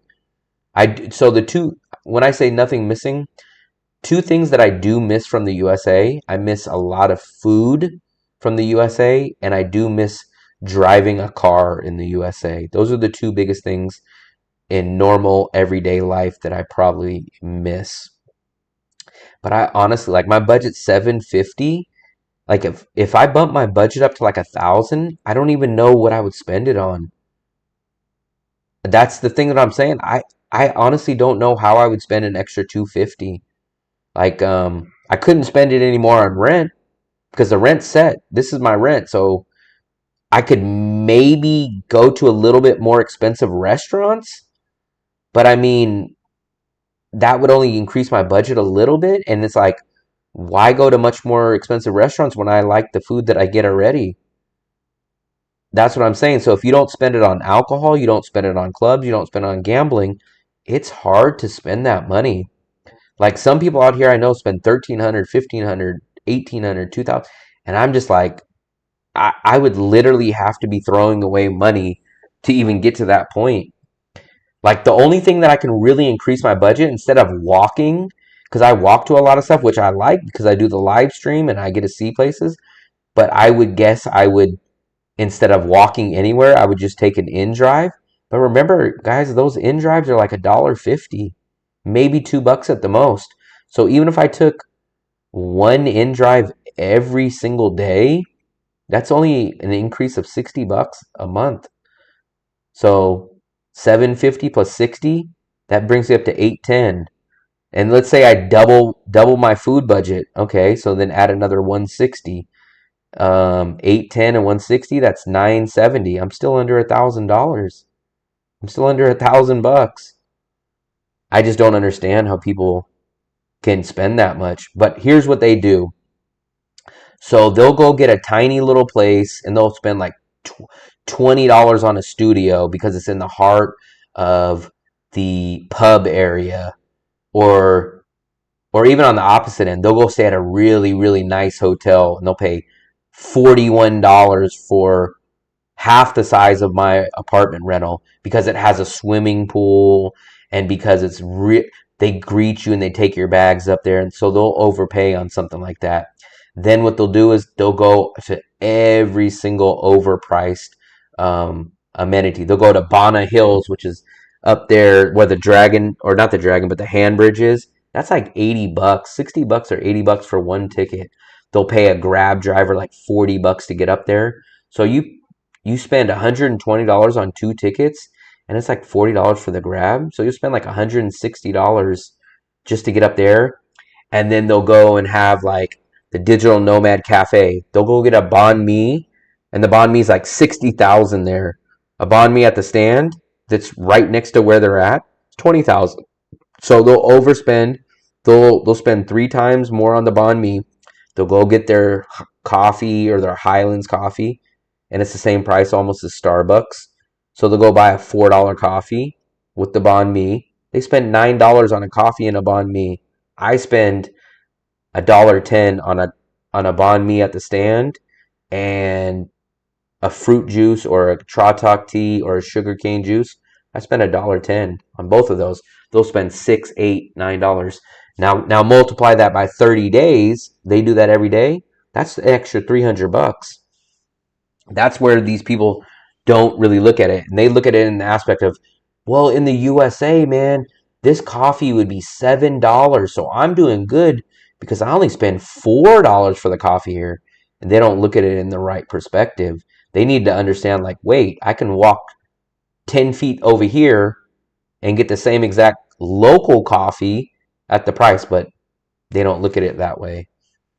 But that's, I guess that's their own choices. I can't really say anything. If you have the money, I guess it's okay. But for me, it just hurts me inside.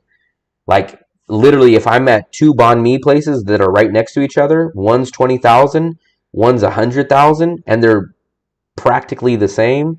Maybe one's 2.5% better. I don't see the value in paying 5 times for this much better. Like it doesn't make any sense to me. But some people don't think that way. So I don't know. For me, I just want to make money so that I'm secure. I want to make money so that I can stay here for as long as I want. I don't want to make money to go get a bigger condo with a pool. Like that's not where my money would go to the bank. My money would go to investing in some stocks. My money would go to investing in starting a business and having money always in the backup plan. That's where my money would go. But other people like to spend their money in different places.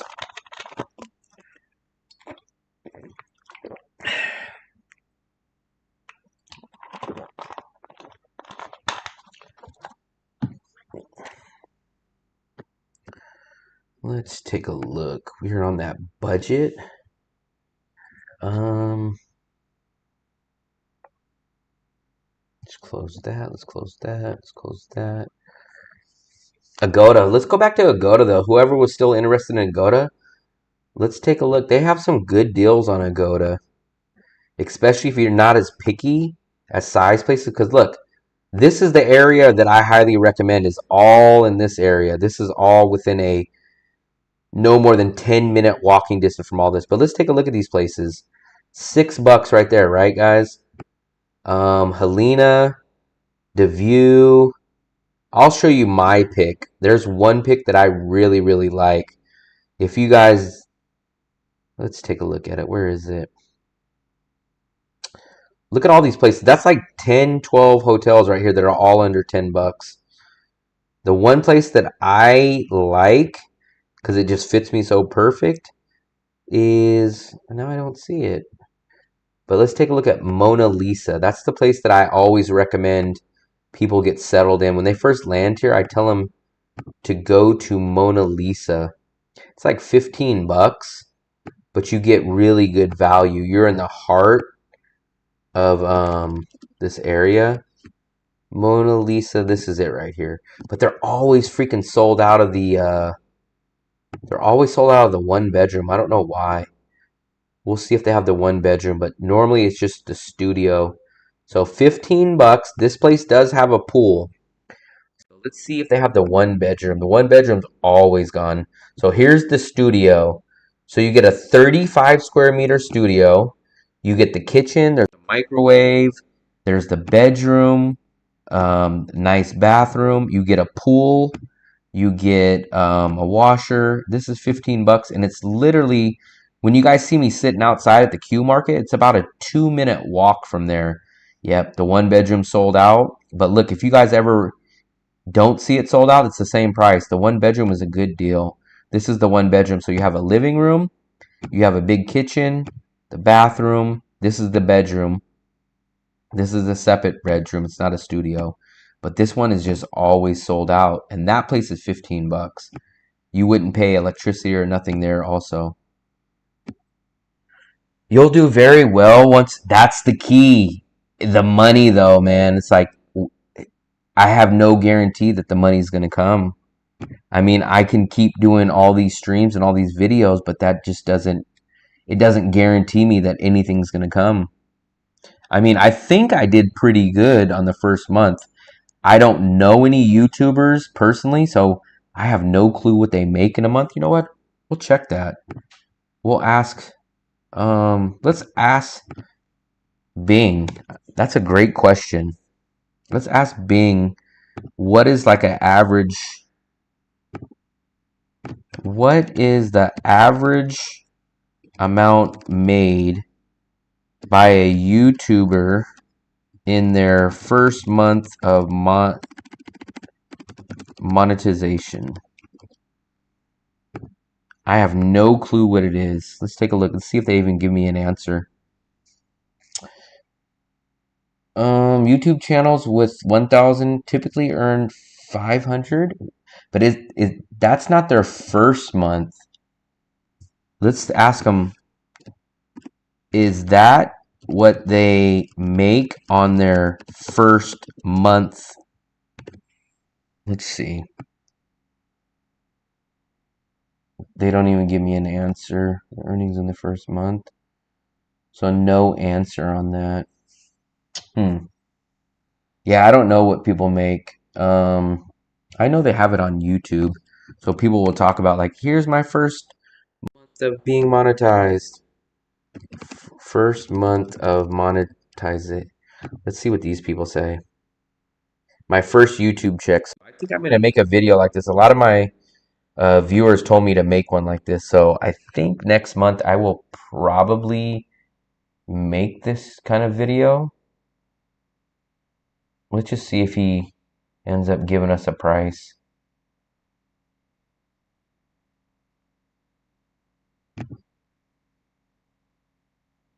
So he was kind of like me, $4 a day, 15. What did he make for the month? I can't see that numbers. He's blurring them out. So is he going to show it at the end?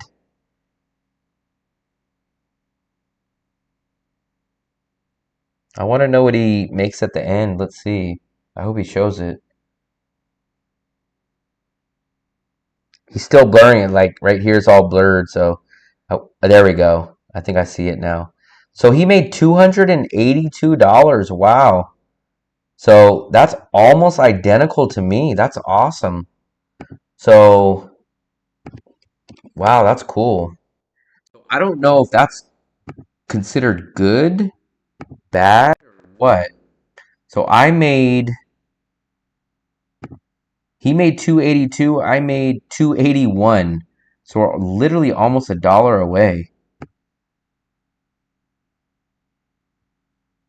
Huh, interesting. Very interesting. I don't know. Do you guys want to know anything else before I head out?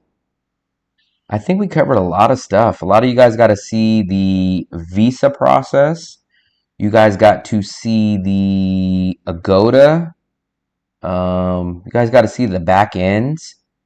I mean, around 5 CPM in travel niche. Yeah, so my CPM is right around, my CPM fluctuates. I see some videos for me about 350, and I top out at about, some videos are about 5 CPM.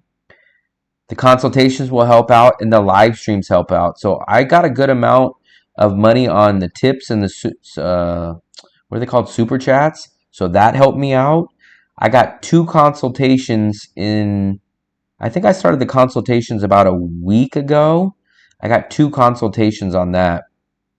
But yeah, I need a good amount. I think I need close to 150,000 views, because if you guys look here, this is what I get a month. So I basically need to triple my numbers, because if you guys look, this is how many views I get a month right here.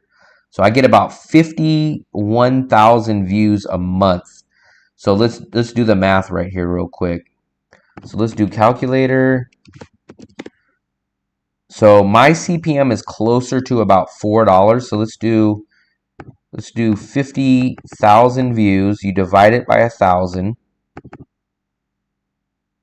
Let me make sure I got this on the screen. There we go. So you minus that, and let's do a 4 CPM. So yeah, about $200. That's roughly what I make at my view counts now. So basically, let's do 150,000 views divided by 1,000, and let's do that by a 4 CPM. $600. So yeah, I probably realistically need about 170,000 views a month at like a 4 CPM, and that'd give me almost 700 bucks from views only. So I basically need 170,000 views a month or 42,000 views a week. I need about 42,000 views a week, which is basically what I get almost a month. I wish I knew an American who was a veteran like myself and could explain how easy or hard the VA process is. You know anyone like that? I don't know, man. I don't. Um, so let me read your thing again. American who was a veteran like myself and could explain how easy or hard the VA process. I would say the only thing I would say is I would probably try to make a YouTube channel on it. I would, if I were you, I would try to start up a YouTube channel and try to focus on helping veterans, like talking about budget, talking about um, how to fill out, I don't know, hospital forms or whatever you focus on. I would say a YouTube video or maybe a Facebook group would probably be the best. But see, Leo, I've never really hit that. Let's take a look at my best numbers. So my best numbers has been the apartment and the visa. So my apartment video, which has been my highest, so I did it 1 month ago right here, and it's done 24,000. So I'm getting about 6,000 views a week on that. This one I'm getting about 2,000 views a week. So I basically need to triple my numbers. So I don't know what's going to come first. Is it the chicken or the egg? So if I get more subscribers, am I going to get more views? Or is some magical video that I put out going to get me the subscribers? That's the thing I don't know.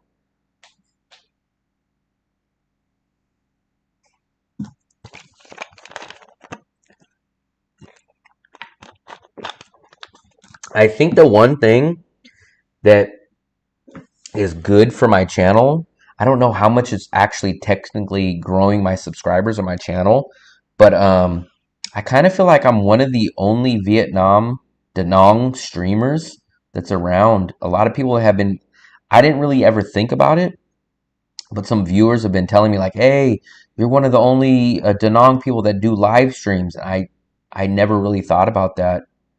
So I think there's not a lot of Danang live streamers. So I think I at least get some good views and maybe some subscribers from it from that. But I don't know. Um, and it's perfect timing for me to do the live streams because I don't have any uploaded videos to come soon. I need to shoot some video, which I'm going to start doing this week. But this is the perfect time because if I had videos that I needed to edit, I'd be cranking those editing out almost every single day, at least a couple hours. So I'd be busy and I'd be uploading those. But this is kind of the perfect time because I have time to do live streams. So instead of me uploading right now, I'm doing the live streams as kind of a backup, kind of a supplemental situation to get views. I don't actually get too many views on my live streams though. I think most of my views from my live streams come from doing whenever I first do them. You could really establish yourself to be the go-to guy for Danang. I don't know. So here's what I kind of feel. I kind of feel that people I kind of feel that Travis Travels is kind of already built. So I kind of think people just naturally think he's the authority guy. And then I kind of think a lot of people look at Sammy as kind of their favorite. It's kind of weird because all the viewers will say Travis gets the most views, most subscribers, but a lot of people will say that they think, a lot of people actually tell me they think Sammy is better than Travis. I haven't watched Travis's channel that much, but that's what they tell me. So I'm in kind of an uphill battle because I have to go against those two guys. I got to go against the guy that already has like what 20 plus thousand subscribers or so. Then Sammy's like double or triple than me. So I kind of think people are just naturally going to fall into their videos. Um, I don't know. You could really establish yourself, especially if it become much more popular years down the road. That's the thing. It's like to to be popular, I'm gonna have to keep doing this. And remember, the big thing is I need to figure out what I'm gonna do for income. So it's like I feel like I kind of sounds arrogant, but if I did this channel for 2 or 3 years, I feel like I would be at 20,000, 30,000 subscribers if I did another 2 or 3 years. But the problem is I can't get to that level if I have to go teach in China and go make money. Like, I don't know Sammy's financial situation. I don't know Travis's, but I feel like they have money that they can slowly build for 2 or 3 years. Whereas for me, I got 2 or 3 months to try to start making money, or else the channel is going to have to shift gears and go to China. Travis was really small. I don't know what happened. What did Travis do to grow? I don't know what he did. So I do notice that I did improve I think my um especially showcasing the expat community. So Billy, that's a good question because I'm going to do an interview with an American guy that lives in the Philippines, and him and his girlfriend are here. I'm going to do an interview with him this week, and I really, really, really hope the interview is popular with my audience. I feel like they're either going to love it or they're going to hate it because I do have some travel people. Like when I did the app, when I did the top 6 travel apps, they didn't like it, and they're like, "You're supposed to be a travel channel. You're supposed to do this." So the top 6 travel apps were travel apps, so it's still tied to the travel, but I think they're like a purist and they don't like that. But I would love if the interview video that I do this week does good, because then what I want to do is I want to start branching out. I have 2 guys next door to me. They're Canadians. I want to do an interview with them. I would love to eventually be able to start interviewing locals too. Locals is going to be a little bit harder because of the language barrier. But then I would also love to go maybe down on the beach and maybe interview people like, why did you come to Danang? So I would like to do the interview style a little bit too. 2 to 3 years, 20 keys. But see, that's the problem. If I don't make break even money, I'll never be able to stay here for 2 to 3 years. Um, Travis had a video that did big out of nowhere. Can't remember, but similar to you. Wow. Okay. Um, I I never watched Travis's videos. I just seen him recently when YouTube's been linking me to him and he's been popping up on my stuff, but I've never really, when I first started looking into Danong a year ago or something, a year plus, I noticed there was not really a dedicated YouTuber in Danong. That was always kind of weird to me. Like if you go to the Philippines, you'll see a lot of people that are based in the Philippines, but Danong doesn't really have too many people like that. Visit the tourist attractions. The problem with the tourist attraction is the moolah. So I can go up to Bana Hills and probably find a lot of them, but it's like $60 to go there. That is one of the things people are concerned about, the housing. Yep, yep, yep. I know that. I realized that when looking at the analytics. So almost the 2 things that everybody looks at when they come to Danang: apartment rentals or hotel rentals, whatever you want to call it, and then the visa. Those are the 2 things that everybody looks at. The third is like food, like where can I get cheap food? Um, the problem is most people are looking for apartments, so it's like how many apartment videos should I make? Because if you guys come look up here to the right above me, that's one apartment video. This one's a number 2, so it's like, do I turn into an apartment video channel? Lots of people could showcase the housing, but not the food. No one shows you the rest. Yeah. My videos never did good in the Philippines. I'll show you guys my videos from the Philippines. So if you guys look here, this video did okay, but it only got me, what, 1.7 views in the Philippines. I really liked this video. I thought this video was really good, but views wise or subscribers wise, it didn't do nothing for me. But I kind of think the Philippines market is just way too stacked.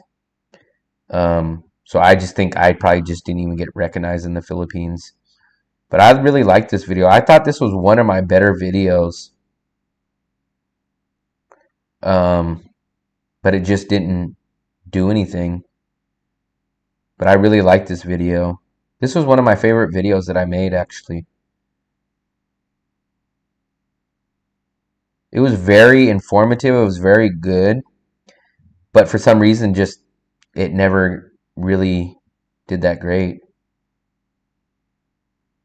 But it was like a food video. I was with the locals. So it's like if you would write on paper like what video would do good, hanging out in the locals in a local neighborhood, eating cheap food, hanging out with the locals, like this is the definition of a great video. But views wise, it didn't do anything for me. Um, it just didn't do anything for me. And it's kind of weird. Um, the community, like, let's see, I liked your apartment, the community, like who I'm gonna be interacting with one day. Philippines is hard to break into, especially next year. Yeah, that kind of sucks because that's the one thing I kind of don't like about YouTube is like when I first started making videos, I thought, let me just be an informative.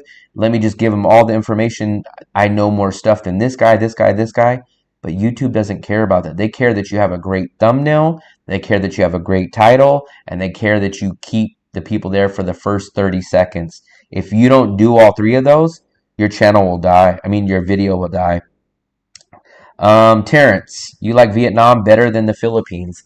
So I would say overall, yes. But that's because you factor in a lot of stuff. So you factor in your cost of living in Vietnam is much cheaper. Your quality is much better in Vietnam. The food is overall better. So what I like better about the Philippines, though, is it's much easier to meet a woman there. It's much easier to get along with English there. And they have a 3-year visa that you can stay there without leaving the country.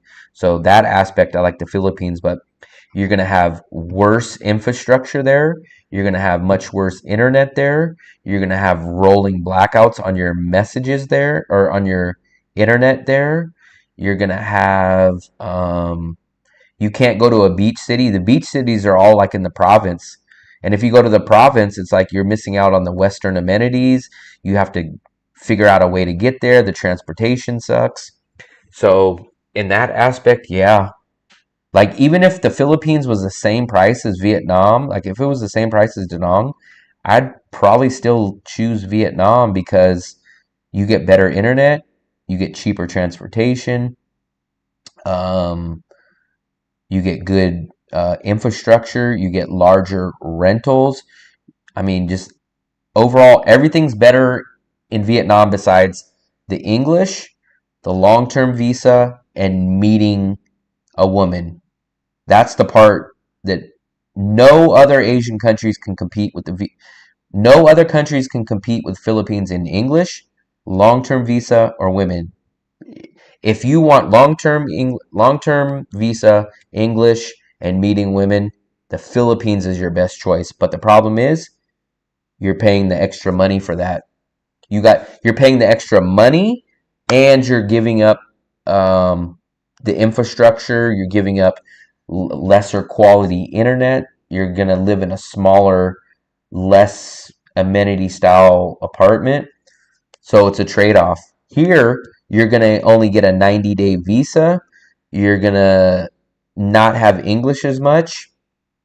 But guess what? Your cost of living is going to be lower. The food's going to be better. You can live in a beach city right here. You don't have to go out to the province. So it depends. You have to figure out which one is better for you. But that's why, this is my honest opinion. This is why I think the Philippines is so overly inflated and jacked up and doesn't make sense why it's so expensive is because there's a lot of scared, retired, older Americans that went to the Philippines that love that everyone can speak English pretty much. They love that they don't have to ever get on a plane. They don't have to go do a border run for 3 years. They love that they can meet women there. So what they say is, wait, I'm too scared to go to Vietnam. No way do I want to get on a bus every 3 months. I'm terrified of that. I want to go down to the little bar and I want to speak to women. I want to be able to speak to someone in English. No way can I do that in Vietnam. So what happens is the landlords, the government, they go, hey, guess what? Now that we know your fears, now that we know that you can't live without that, we're raising the price on rent, we're raising the price on the visa, we're raising the price because guess what? We know you're not going to leave. So guess what? You're going to pay us. That's what the Philippines doing. So it's making it harder for younger, cheaper travelers because they're saying, screw those cheap guys, screw the young, cheaper guys that want to come live in the Philippines for cheap. We don't need them. We'll just double charge the older guys that are too old to travel, that don't want to travel, that don't want to deal with English. We'll charge them 2 or 3 times instead of having the younger, cheaper travelers. Screw them. Let them go somewhere else. We'll charge the older, retired American 3 times, 2 times, and guess what? Instead of having younger, cheaper travelers, we'll just charge 3 times to the older retired American. Much easier. We can just do it like that. They won't complain. They don't have nowhere to go. They're not going to leave.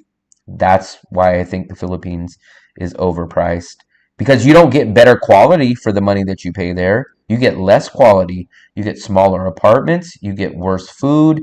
You go to stores or malls there. Sorry, sir, we're out of stock. We're out of stock. You go to a burger place. We're out of stock of burgers, and it's like it's crazy. The grabs are more expensive there. I mean, everything is more expensive. So I think the landlords, the government, they know we got these people wrapped up. There is no way they're going back to the USA. They've been here for 5 years.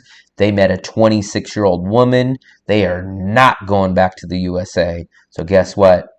So since we know they're not going back to the USA, raise the price. There's no way they're going back. What's their alternative? Go to Vietnam where they don't speak English as much, where they can't meet women? They're not going to do it. That's why the Philippines is expensive.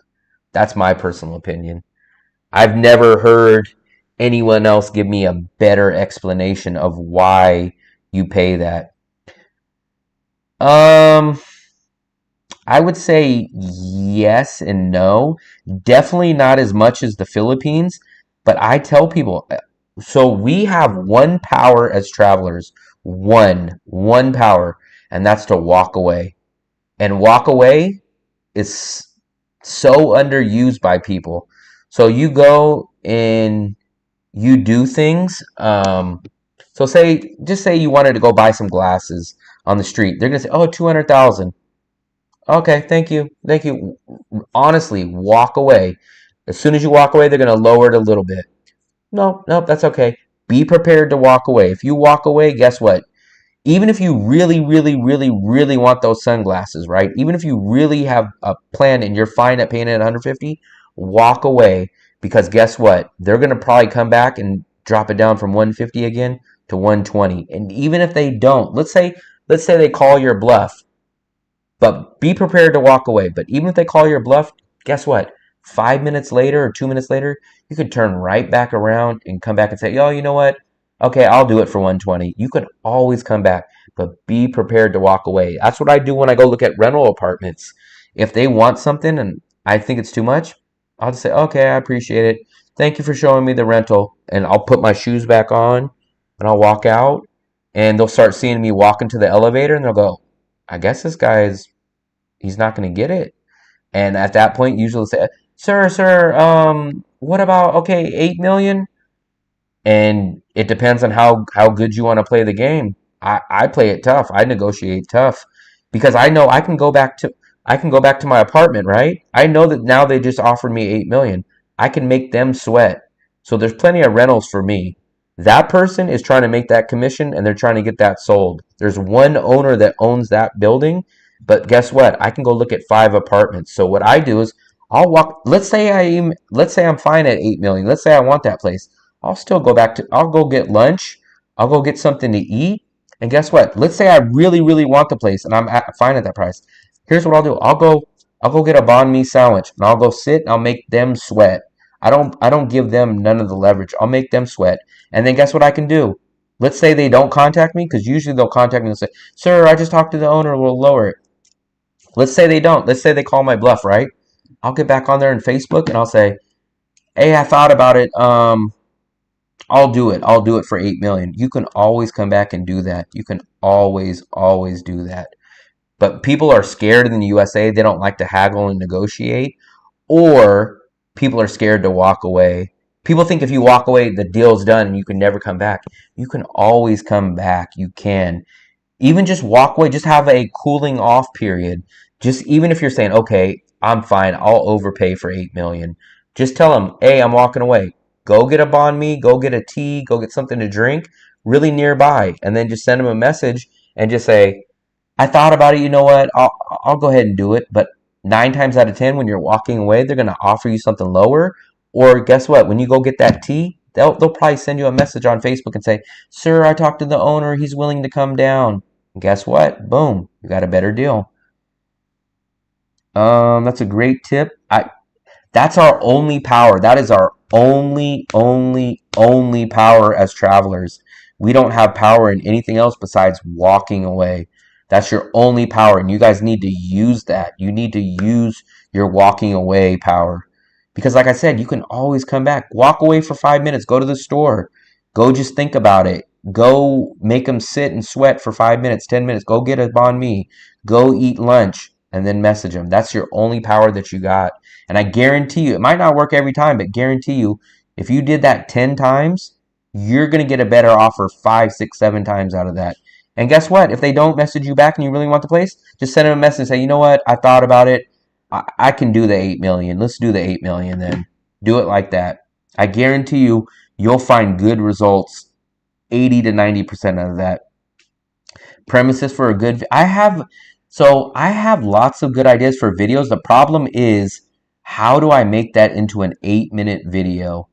Like, I explained it to you guys in like 2 minutes, but how do I visually explain and keep an audience for 8 minutes on that one topic? That's the biggest thing. Like, I could make a 1 minute, 2 minute short on that. The problem is YouTube's formula.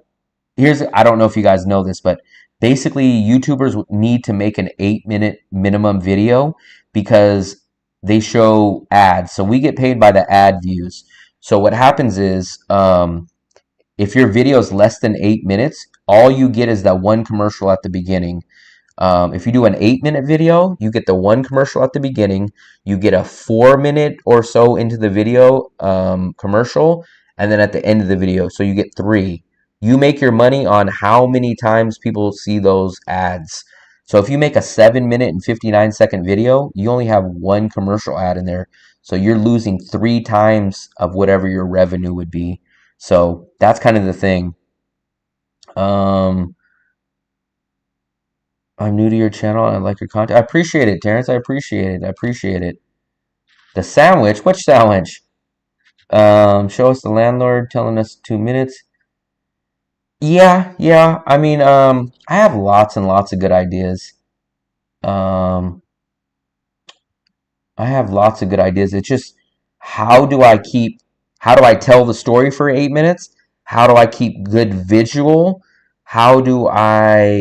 It's like a combination. Like, I could literally sit here and tell the story for 8 minutes, but what video do I put to it?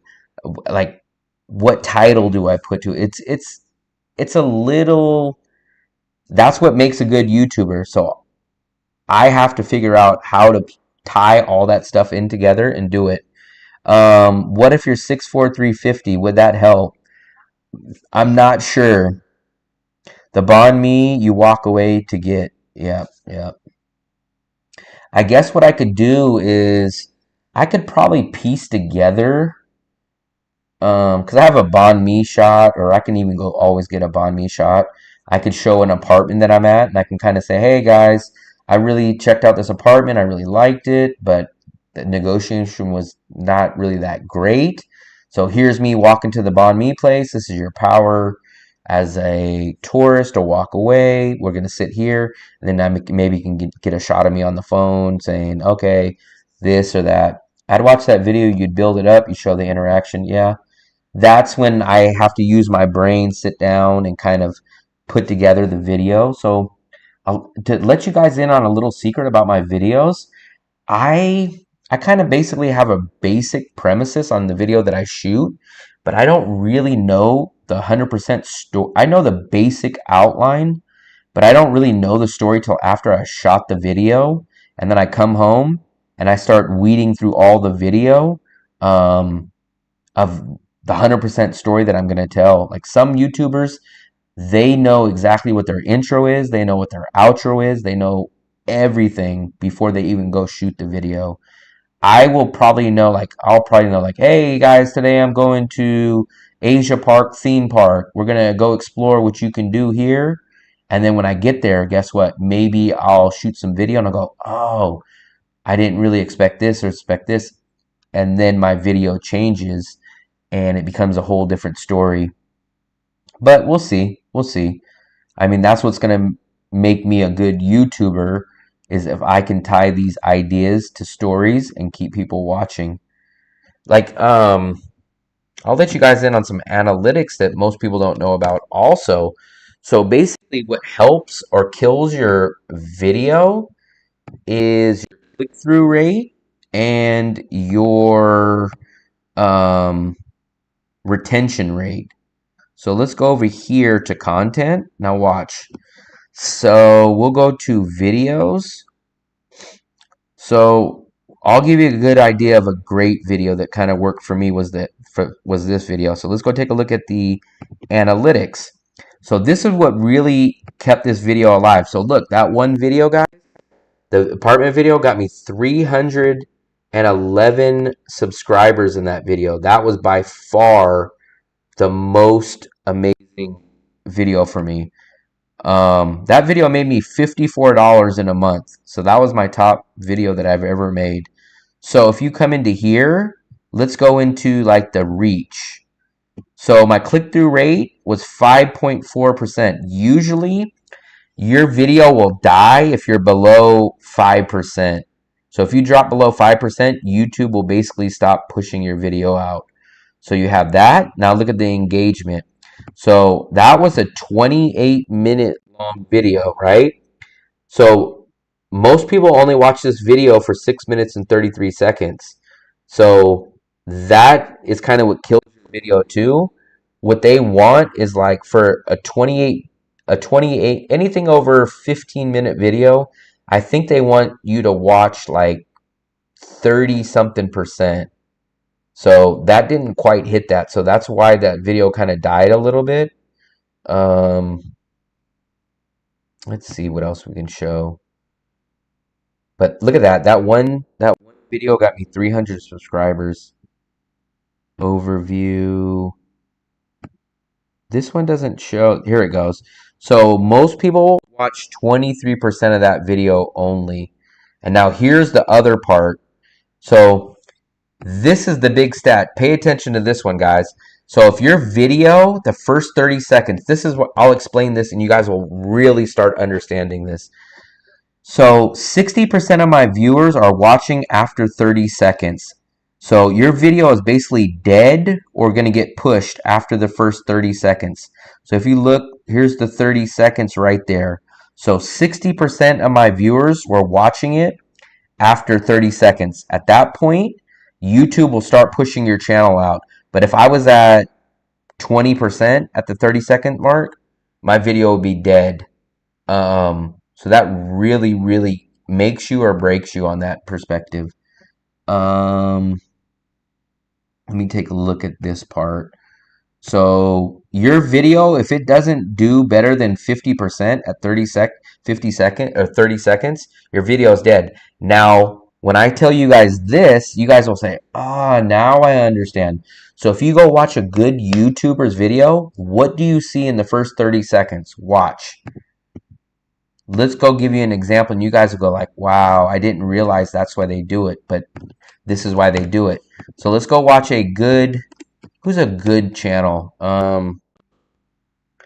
Let's try to see like maybe a Bald and Bankrupt. Let's see if he's gonna let me down or if he's gonna come through on me. Let's take a look at the first 30 seconds on this.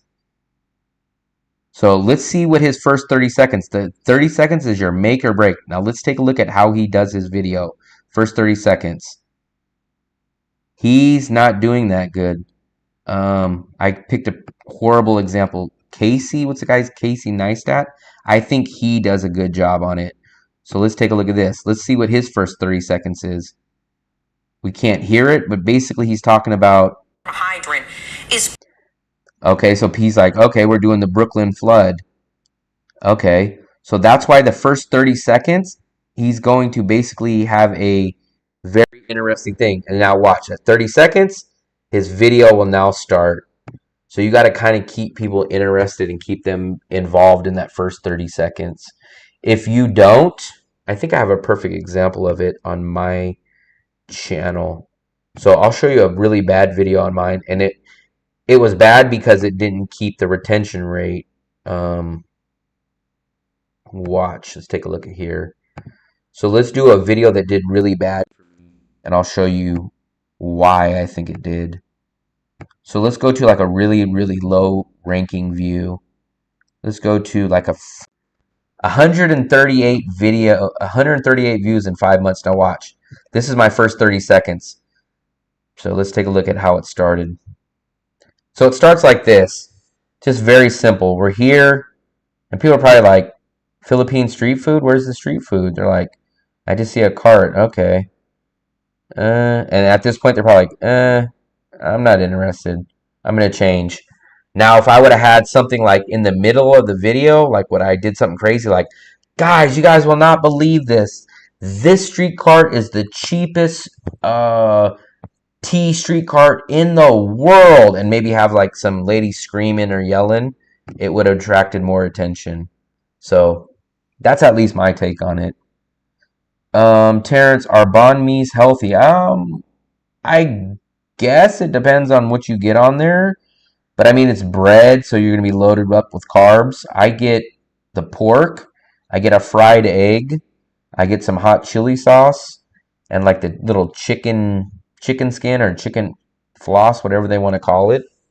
I get a very, very plain banh mi. And I get like their homemade mayo. It's like an egg mayo they make, and I kind of like it a lot.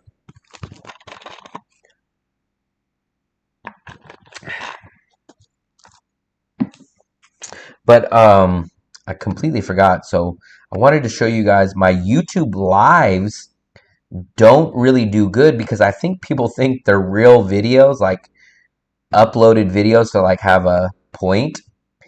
So when they click on them, and then when they see them, they're like, what the hell is this crap? This guy's just sitting there talking. But if you guys look, so look at, here's all my, these are my, all these are live streams. So look, all my live streams, 500 views, 100 views, 300 views, 300 views, 200 views, 90 views. So my live streams don't do good because all my views basically come from when you guys are in here now, live. But most people do not watch my live videos after they're done. So those views don't really, those videos, the streams don't really help me out besides whoever subscribes when they're in the live, or whoever tips when they're in the live, or whoever will hear about my videos in the live and then go watch my other channels or my other videos. So that's really, I don't really get too many views from my lives, but hopefully people either subscribe when they're in here or they go check out my other videos. That's what helps my channel. I don't know what else we can talk about, man. I keep talking. I feel like I can always talk, especially about stuff that I'm passionate about. Let's check my subscriber count. I'm hoping that we'll hit 1,700 very soon. Like videos that are super long time-wise always makes me just like, and I kind of hate that. So I used to make longer videos. Like I like making 20 and 25-minute videos, but some people just can't stand it. They don't have the time or they don't want to do it. But for me, I like the longer videos because I can show more and I can explain more. But I think a lot of people don't like those videos. That's kind of the thing is a lot of people don't like those longer videos. Some people love them. I like myself, I love watching some people's freaking 20-minute videos, 30 minutes. Some people will do like 50-minute videos. I love watching them, but I know a lot of people that just don't like watching them. What are we at on subscriber wise? We're at 1676. So we're 24 away from hitting the 1700 mark. That's awesome. Maybe by tomorrow we might hit 1700. And then I'm averaging about 20 new subscribers a day. I think the rough math is. So it looks like in middle of October, I might hit 2K at least on the rough math. How about one live stream per week? And it's a mission to do something. I'm going to probably try to plan my goal. This time I'm doing a lot of live streams because I don't have nothing else to upload. But I think my ultimate goal is going to be to do minimum 2 live streams. I'm going to do one mobile live stream where I'm out doing something. And then I think I'm going to do at least one where I sit in here. So my main goal is to do at least 2 live streams, one of each, a mobile stream and a computer stream. And then my goal for uploads is I'm going to want to get a minimum of 2 new videos up a week. If I can do 3 new videos up a week, I'd be in good shape. But I think 2 regular upload videos and then 2 live stream videos a week. That would be my perfect goal. If I can edit fast enough and do those and have that time, that would be my perfect schedule.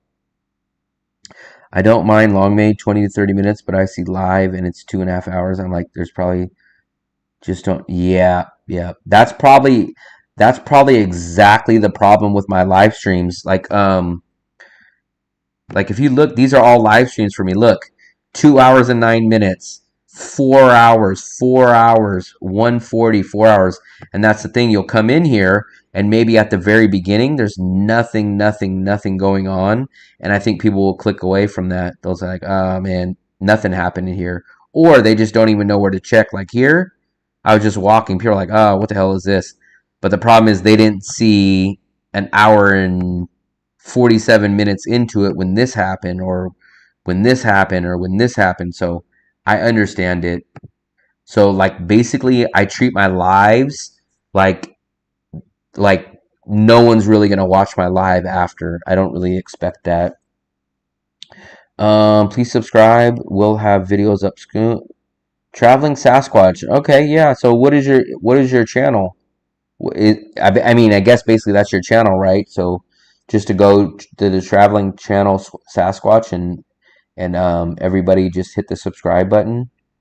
Interviews on both locals and that is my goal. So I'm going to post my first interview hopefully this week. It's an American guy that lives in the Philippines now, but he's out here traveling. So I'm going to do an interview.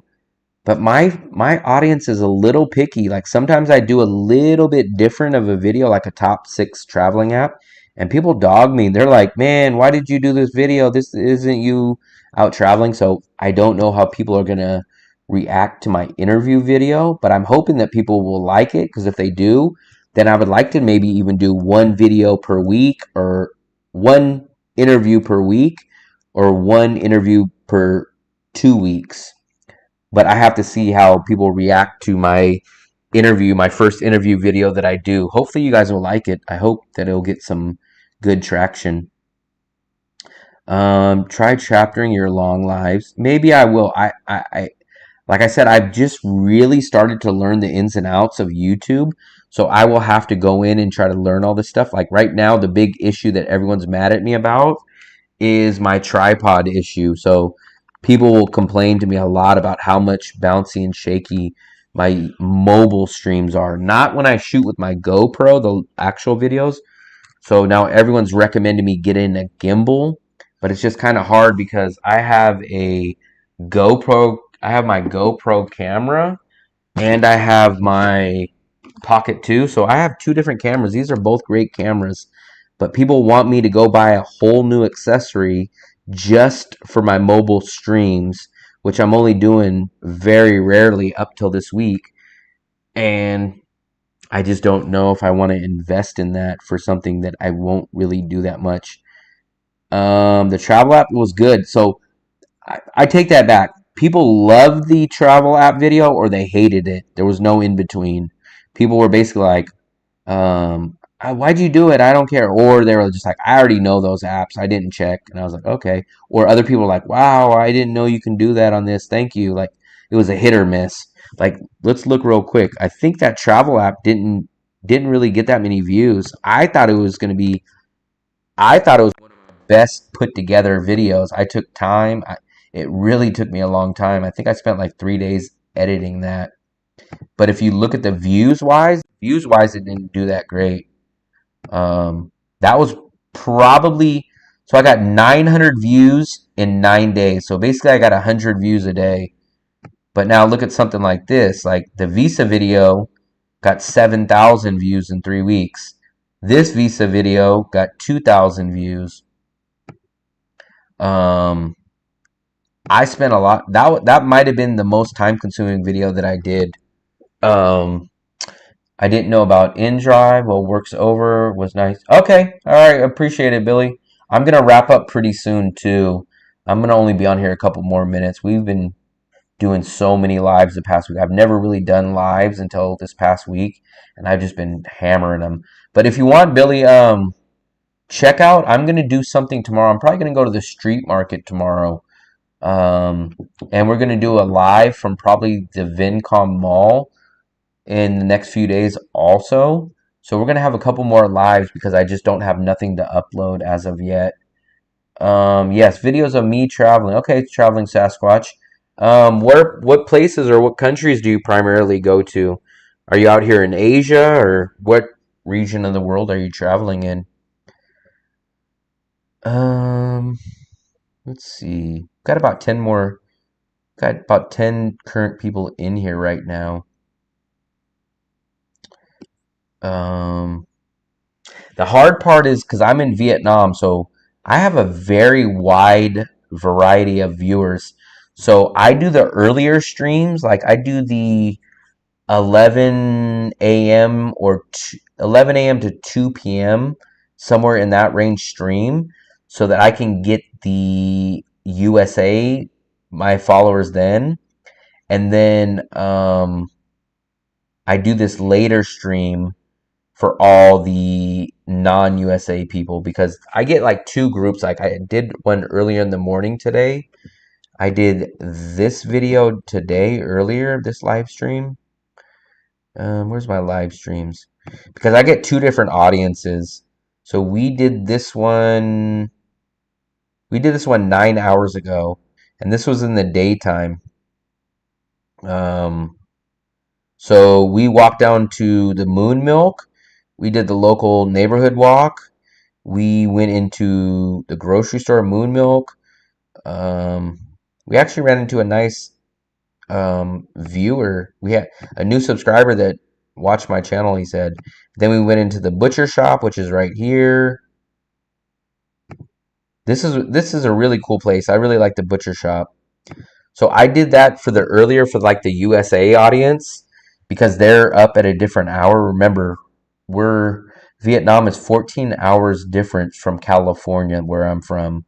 So this one was earlier in the morning for them, and then I come on usually at dinner time for the second group of people. So I try to do two when I don't have any videos to upload. I try to get on the live streams as much as I can to make up for those days that I'm not uploading a real full-length video. But that's where we went earlier today. And then tonight we did a dinner. I went out to dinner at night stream. The butcher shop, man, I really like that place. I go there about once or twice a week. So they got all your stuff. They got your ground beef. They got your steak. I buy a lot of that stuff because I do like to cook. Um, but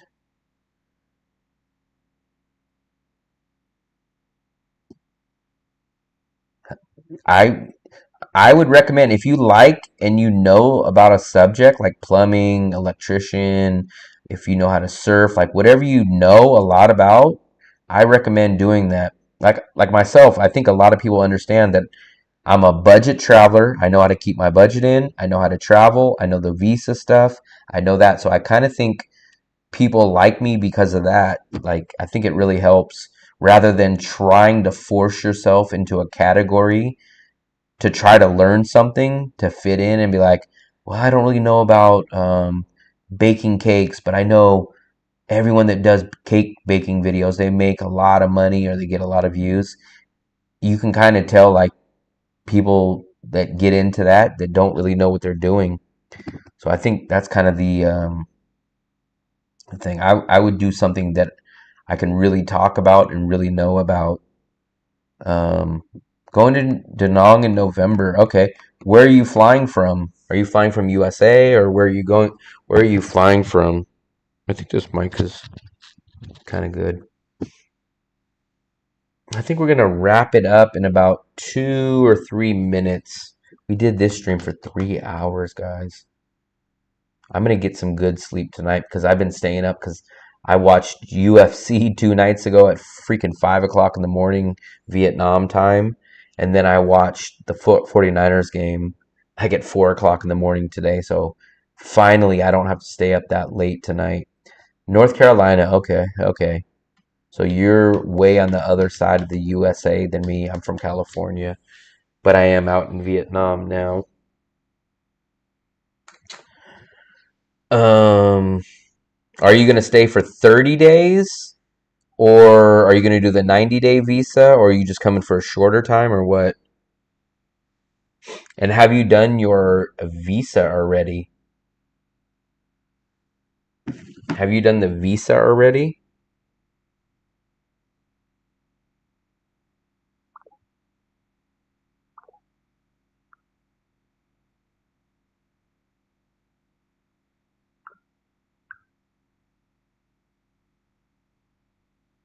Um,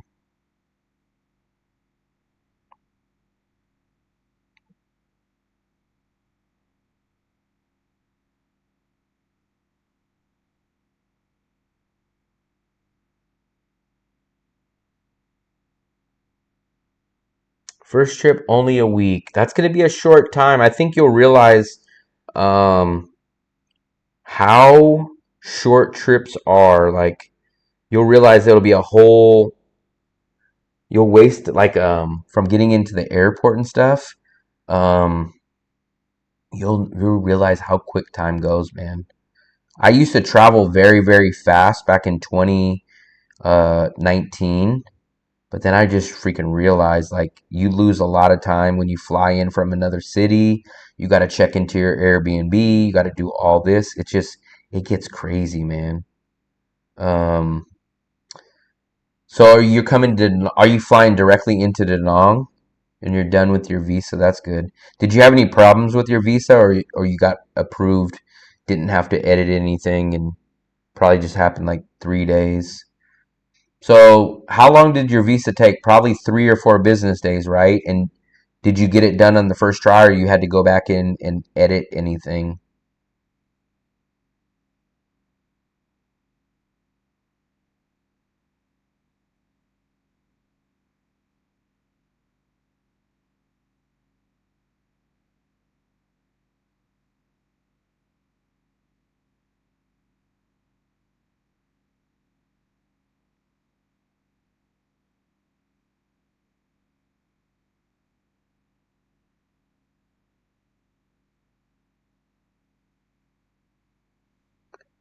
I found that there was a viewer in the live chat earlier today that lives just right down the road from us, and actually we walked right by her in the live stream because she said that she lived right across the street from Moon Milk that we went to today. Um, 4 days and got it on the first try. Okay, so that's good. You get it pretty. That's pretty standard. So you get it usually. The earliest I see people get it is on the third day, but usually I get it on the fourth. Usually, every time I do it, I usually get it on the fourth day.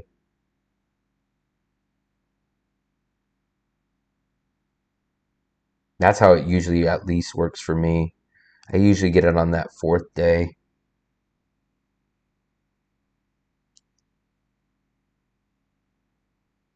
Um, did you already book your hotel stay or your apartment stay? I'm assuming it's a hotel, but you're only there for like 10 days.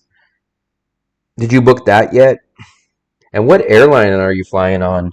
I was gonna say I was gonna tell you probably Korean Air. No, you probably would have been on EVA, Philippines Air, or what's the other one that's big?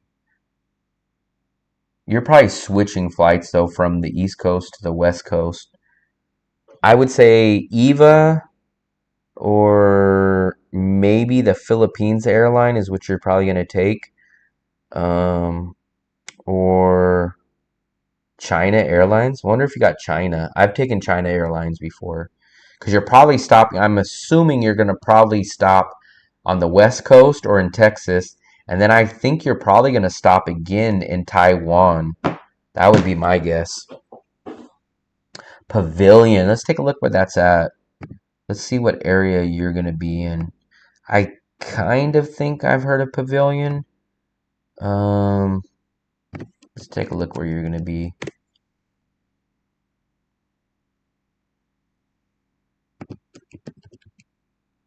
There it is. Okay, you're in the northern part of the beach. So this is up where more of the resort area is. So if you see me down here in the blue, right by the here, like all this blue stuff, that's where I'm at. You're up here. So yeah, you're up in the more of the resort area. I know exactly where you're at up there. So you're where that red flag is up here, and I'm more of where these blue circles are down here. So yeah, you're up in the resort area. Um, I think you got everything pretty set. You got your hotel, you got your visa. I think you're good. There's nothing else. Just the only thing that I would tell you is probably keep a screenshot of your visa on your phone. And I would even suggest printing out a hard copy of your visa just in case. Cambodia visa, and I'll go to Vietnam after a week in Cambodia. Can I just apply? That I do not know. Let me read that question again. I got my Cambodia visa and I will go to Vietnam after a week. No, so anybody that applies for a Vietnam visa, as far as I know, you have to apply online. I've never heard of anyone doing it in person. So you'll go online and you'll apply for it on. Were you here earlier when I showed you the official 100% legit e-visa site? So go here, Vietnam. This is the only site that you want to go on. Right here, it's going to be called, like, if you look at the link, it's like evisa.xuath. And when you click on it, the site should look like this. It should say National Web Portal on Immigration. And right in the middle, it'll say personally apply for e-visa. This is the page that you want to take a look at.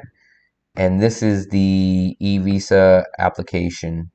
You want to put your background picture with a white background in your face. And then the second picture you want to upload is your passport. And then they're going to ask you all these questions right here, your dates. And it's 25 bucks for single entry 90 days. That is the site that you do want to go to though, right there. This is the application form. I usually can get that done in about 10 minutes. You need to upload that picture of you with a white background. You need to upload your passport picture. make sure you fill out everything 100% correct that's on your passport.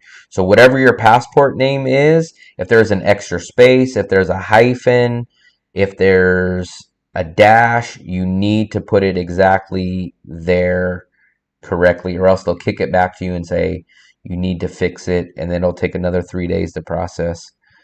Um, I got my, yeah, so do it on there. It's much simpler, much easier. It takes about 3 or 4 business days. $25. I would not bother if you're not going to leave the country during those 90 days multiple times. I would recommend you only getting the single entry 90-day visa. It's 25 bucks. Terrence, I appreciate it. Hit the like button. Delta, then Korean. Okay, so you're taking Korean. I have taken Korean from Danang. I flew Korean from Danang to San Francisco. Actually, I didn't mind Korean. I've flown so far. I've flown China Airlines. I've flown was it Eva? It wasn't Eva. So I've flown China Airlines. I've flown Korea, and I've flown another one. Atlanta. Okay, your layovers in Atlanta. Usually, people from the East Coast will either stop in Atlanta or Texas. Usually, I see. But most of the hub. So once you leave USA, the hub is usually in Korea or the hub is in Taiwan right now. Those are the two hubs that you'll stop in. When you come, do you have your return ticket? So if you have your return ticket, I have a feeling you're gonna probably stop in Taipei, Taiwan before you come back to the USA. That's my guess.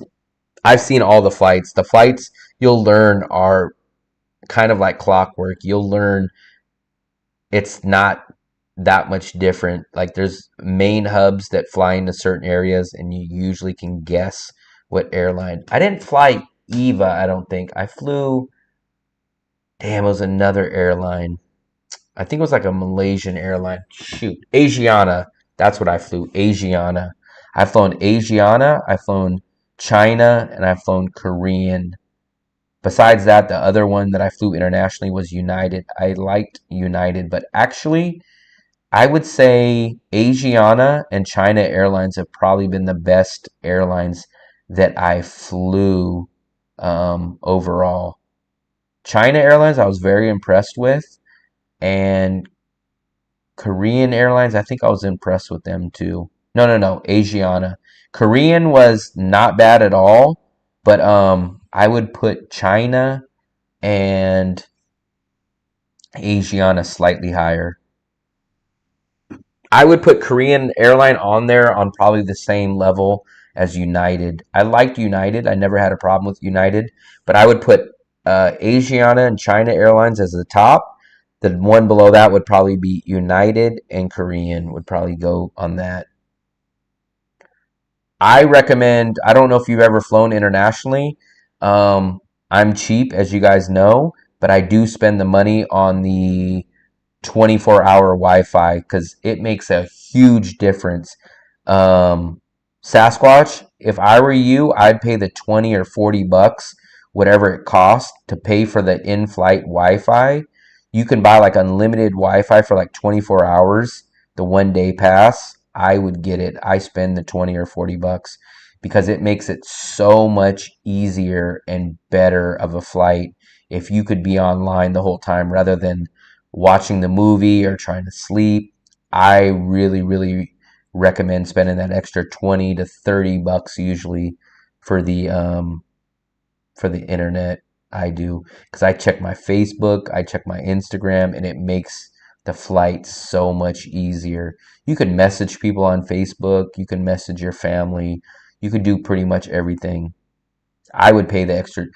People know how cheap I am, but I do splurge and get the internet plan. But what I would recommend, don't get the internet from USA to Atlanta. Don't get it from North Carolina to Atlanta. I would get it from Atlanta when you get on the flight. From Atlanta, I think that's probably going to be Korean. Only get it on your final leg of the trip. only get it like once you're whatever plane you get on to finally land. Probably going to be Korean. I think you probably get on Korean from Atlanta to Korea. That's the flight that I would buy the internet on.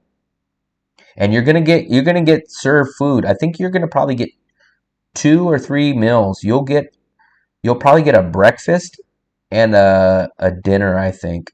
Because when I went on Korea, I think we might even have got 3 meals. We got at least two. You get a snack, and then you get like 2 full meals. So you'll be good. But if I were you, I'd probably pack like pack a snack in your carry-on bag, pack a grilled cheese or something just in case. But I remember the food being not bad on the Korean airline. You get a choice, like you can get like a seafood plate, which I don't eat seafood, but I think I ended up getting like chicken teriyaki or like chicken with rice or something like that. That's what I would recommend. Download a lot of podcasts. Like I listen to like Joe Rogan or I listen to like Joey Diaz. I downloaded like 10, 12 podcasts before I got on the plane. So I listened to some podcasts that I downloaded to my actual phone. So you don't need internet to use that. Download a couple games. If you play games, like I played different stuff like that. All right, Sasquatch, man, I appreciate you being in the chat. I'm gonna head out here in probably like another minute or two also. But I appreciate you stopping by and checking out the chat. If you got time, I'll probably be doing live streams this week because I don't have nothing to upload yet on my regular videos. So if you check, I'll probably be popping in and out for the next couple days on the live stream. So if you want, check that out. And I appreciate you stopping by.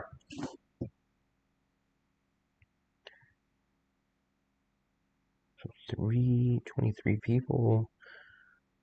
We're almost, I think by tomorrow, man, we're going to hit 1,700 subscribers, I think.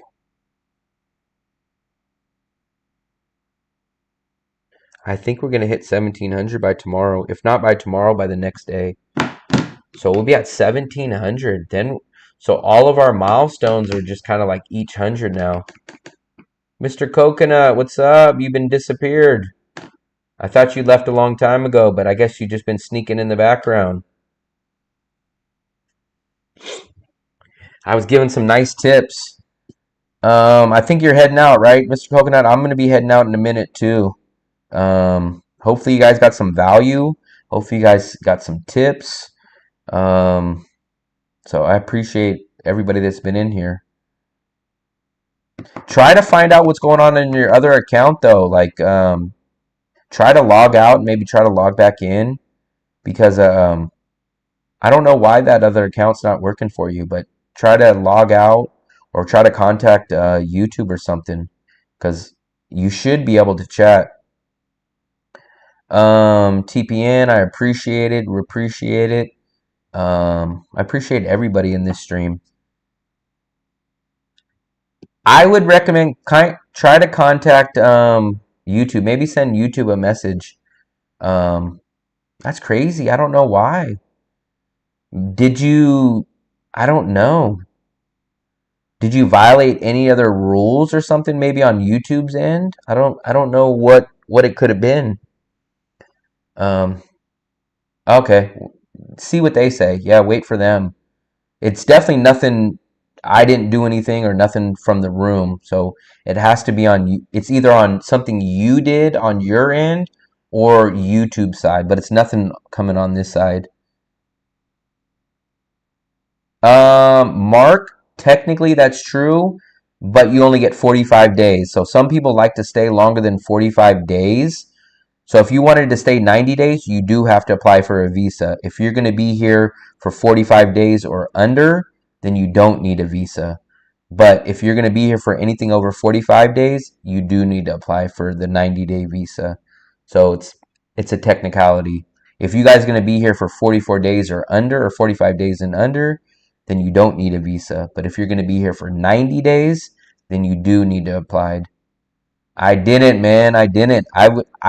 I've had people call me jerks and call me names, and I don't ban anybody. I honestly, I don't even know how to ban somebody on here.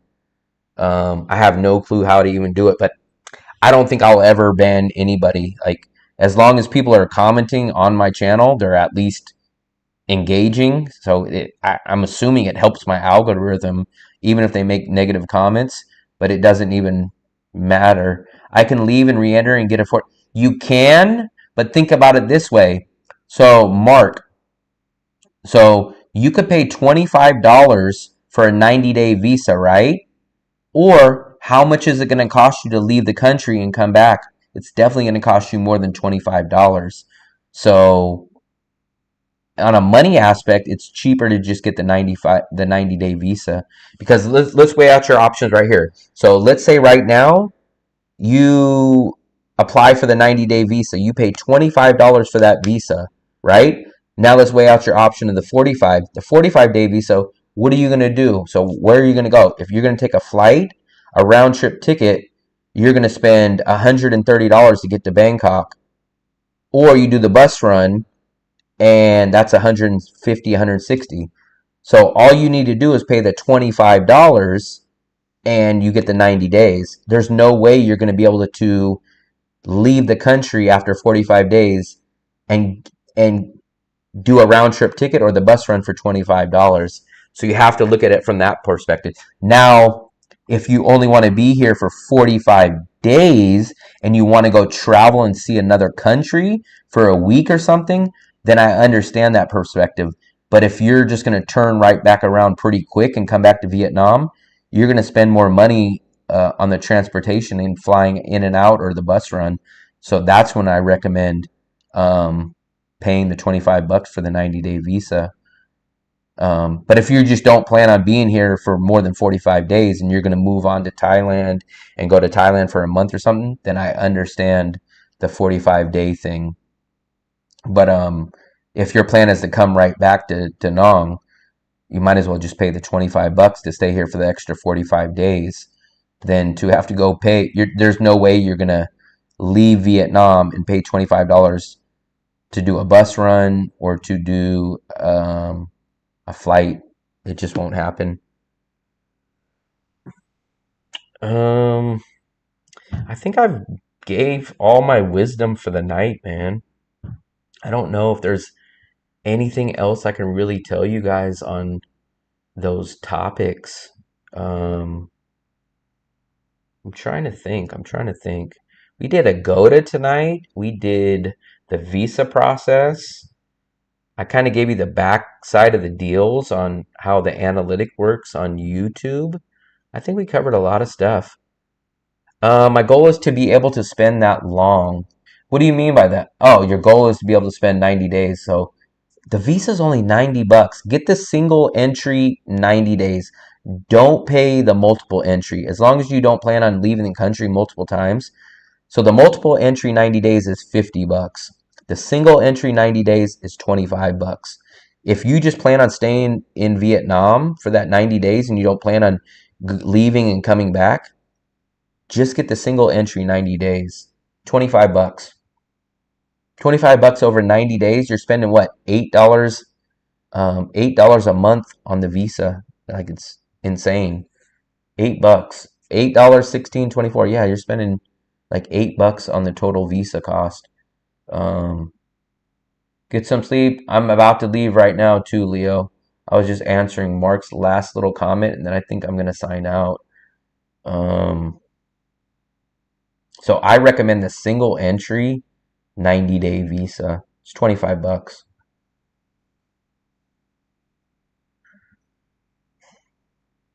I think that's about it, guys. I appreciate it, Leo. Leo, you've been in here for a long time tonight too. Hopefully you guys enjoyed the channel. Hopefully you guys got some information. We will do another live stream, maybe at the street market tomorrow. And maybe, well, actually try to do another stream in about 10 or 12 hours. You guys probably won't make it to that one. That'll probably be the other group that's on a different time zone. But I will probably be back tomorrow night as well after dinner. So I appreciate all you guys there. If you guys haven't subscribed, please go up here. I'll give you guys my last little spiel. If you guys haven't subscribed, please hit the subscribe button. I do have a Buy Me a Coffee, which is kind of like a little donation page. That works great if you guys can do that. I have the consultation page. You can book a 1 hour consultation. You can book a 30-minute consultation. I do have 4 different tier levels on my monthly membership. That helps out the channel as well. The follow me on Facebook. I have a Facebook group. I have a Instagram group.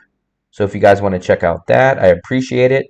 Go check out any of the videos you guys haven't seen yet. I have visa videos. I have the apartment hunting videos. I have all that stuff.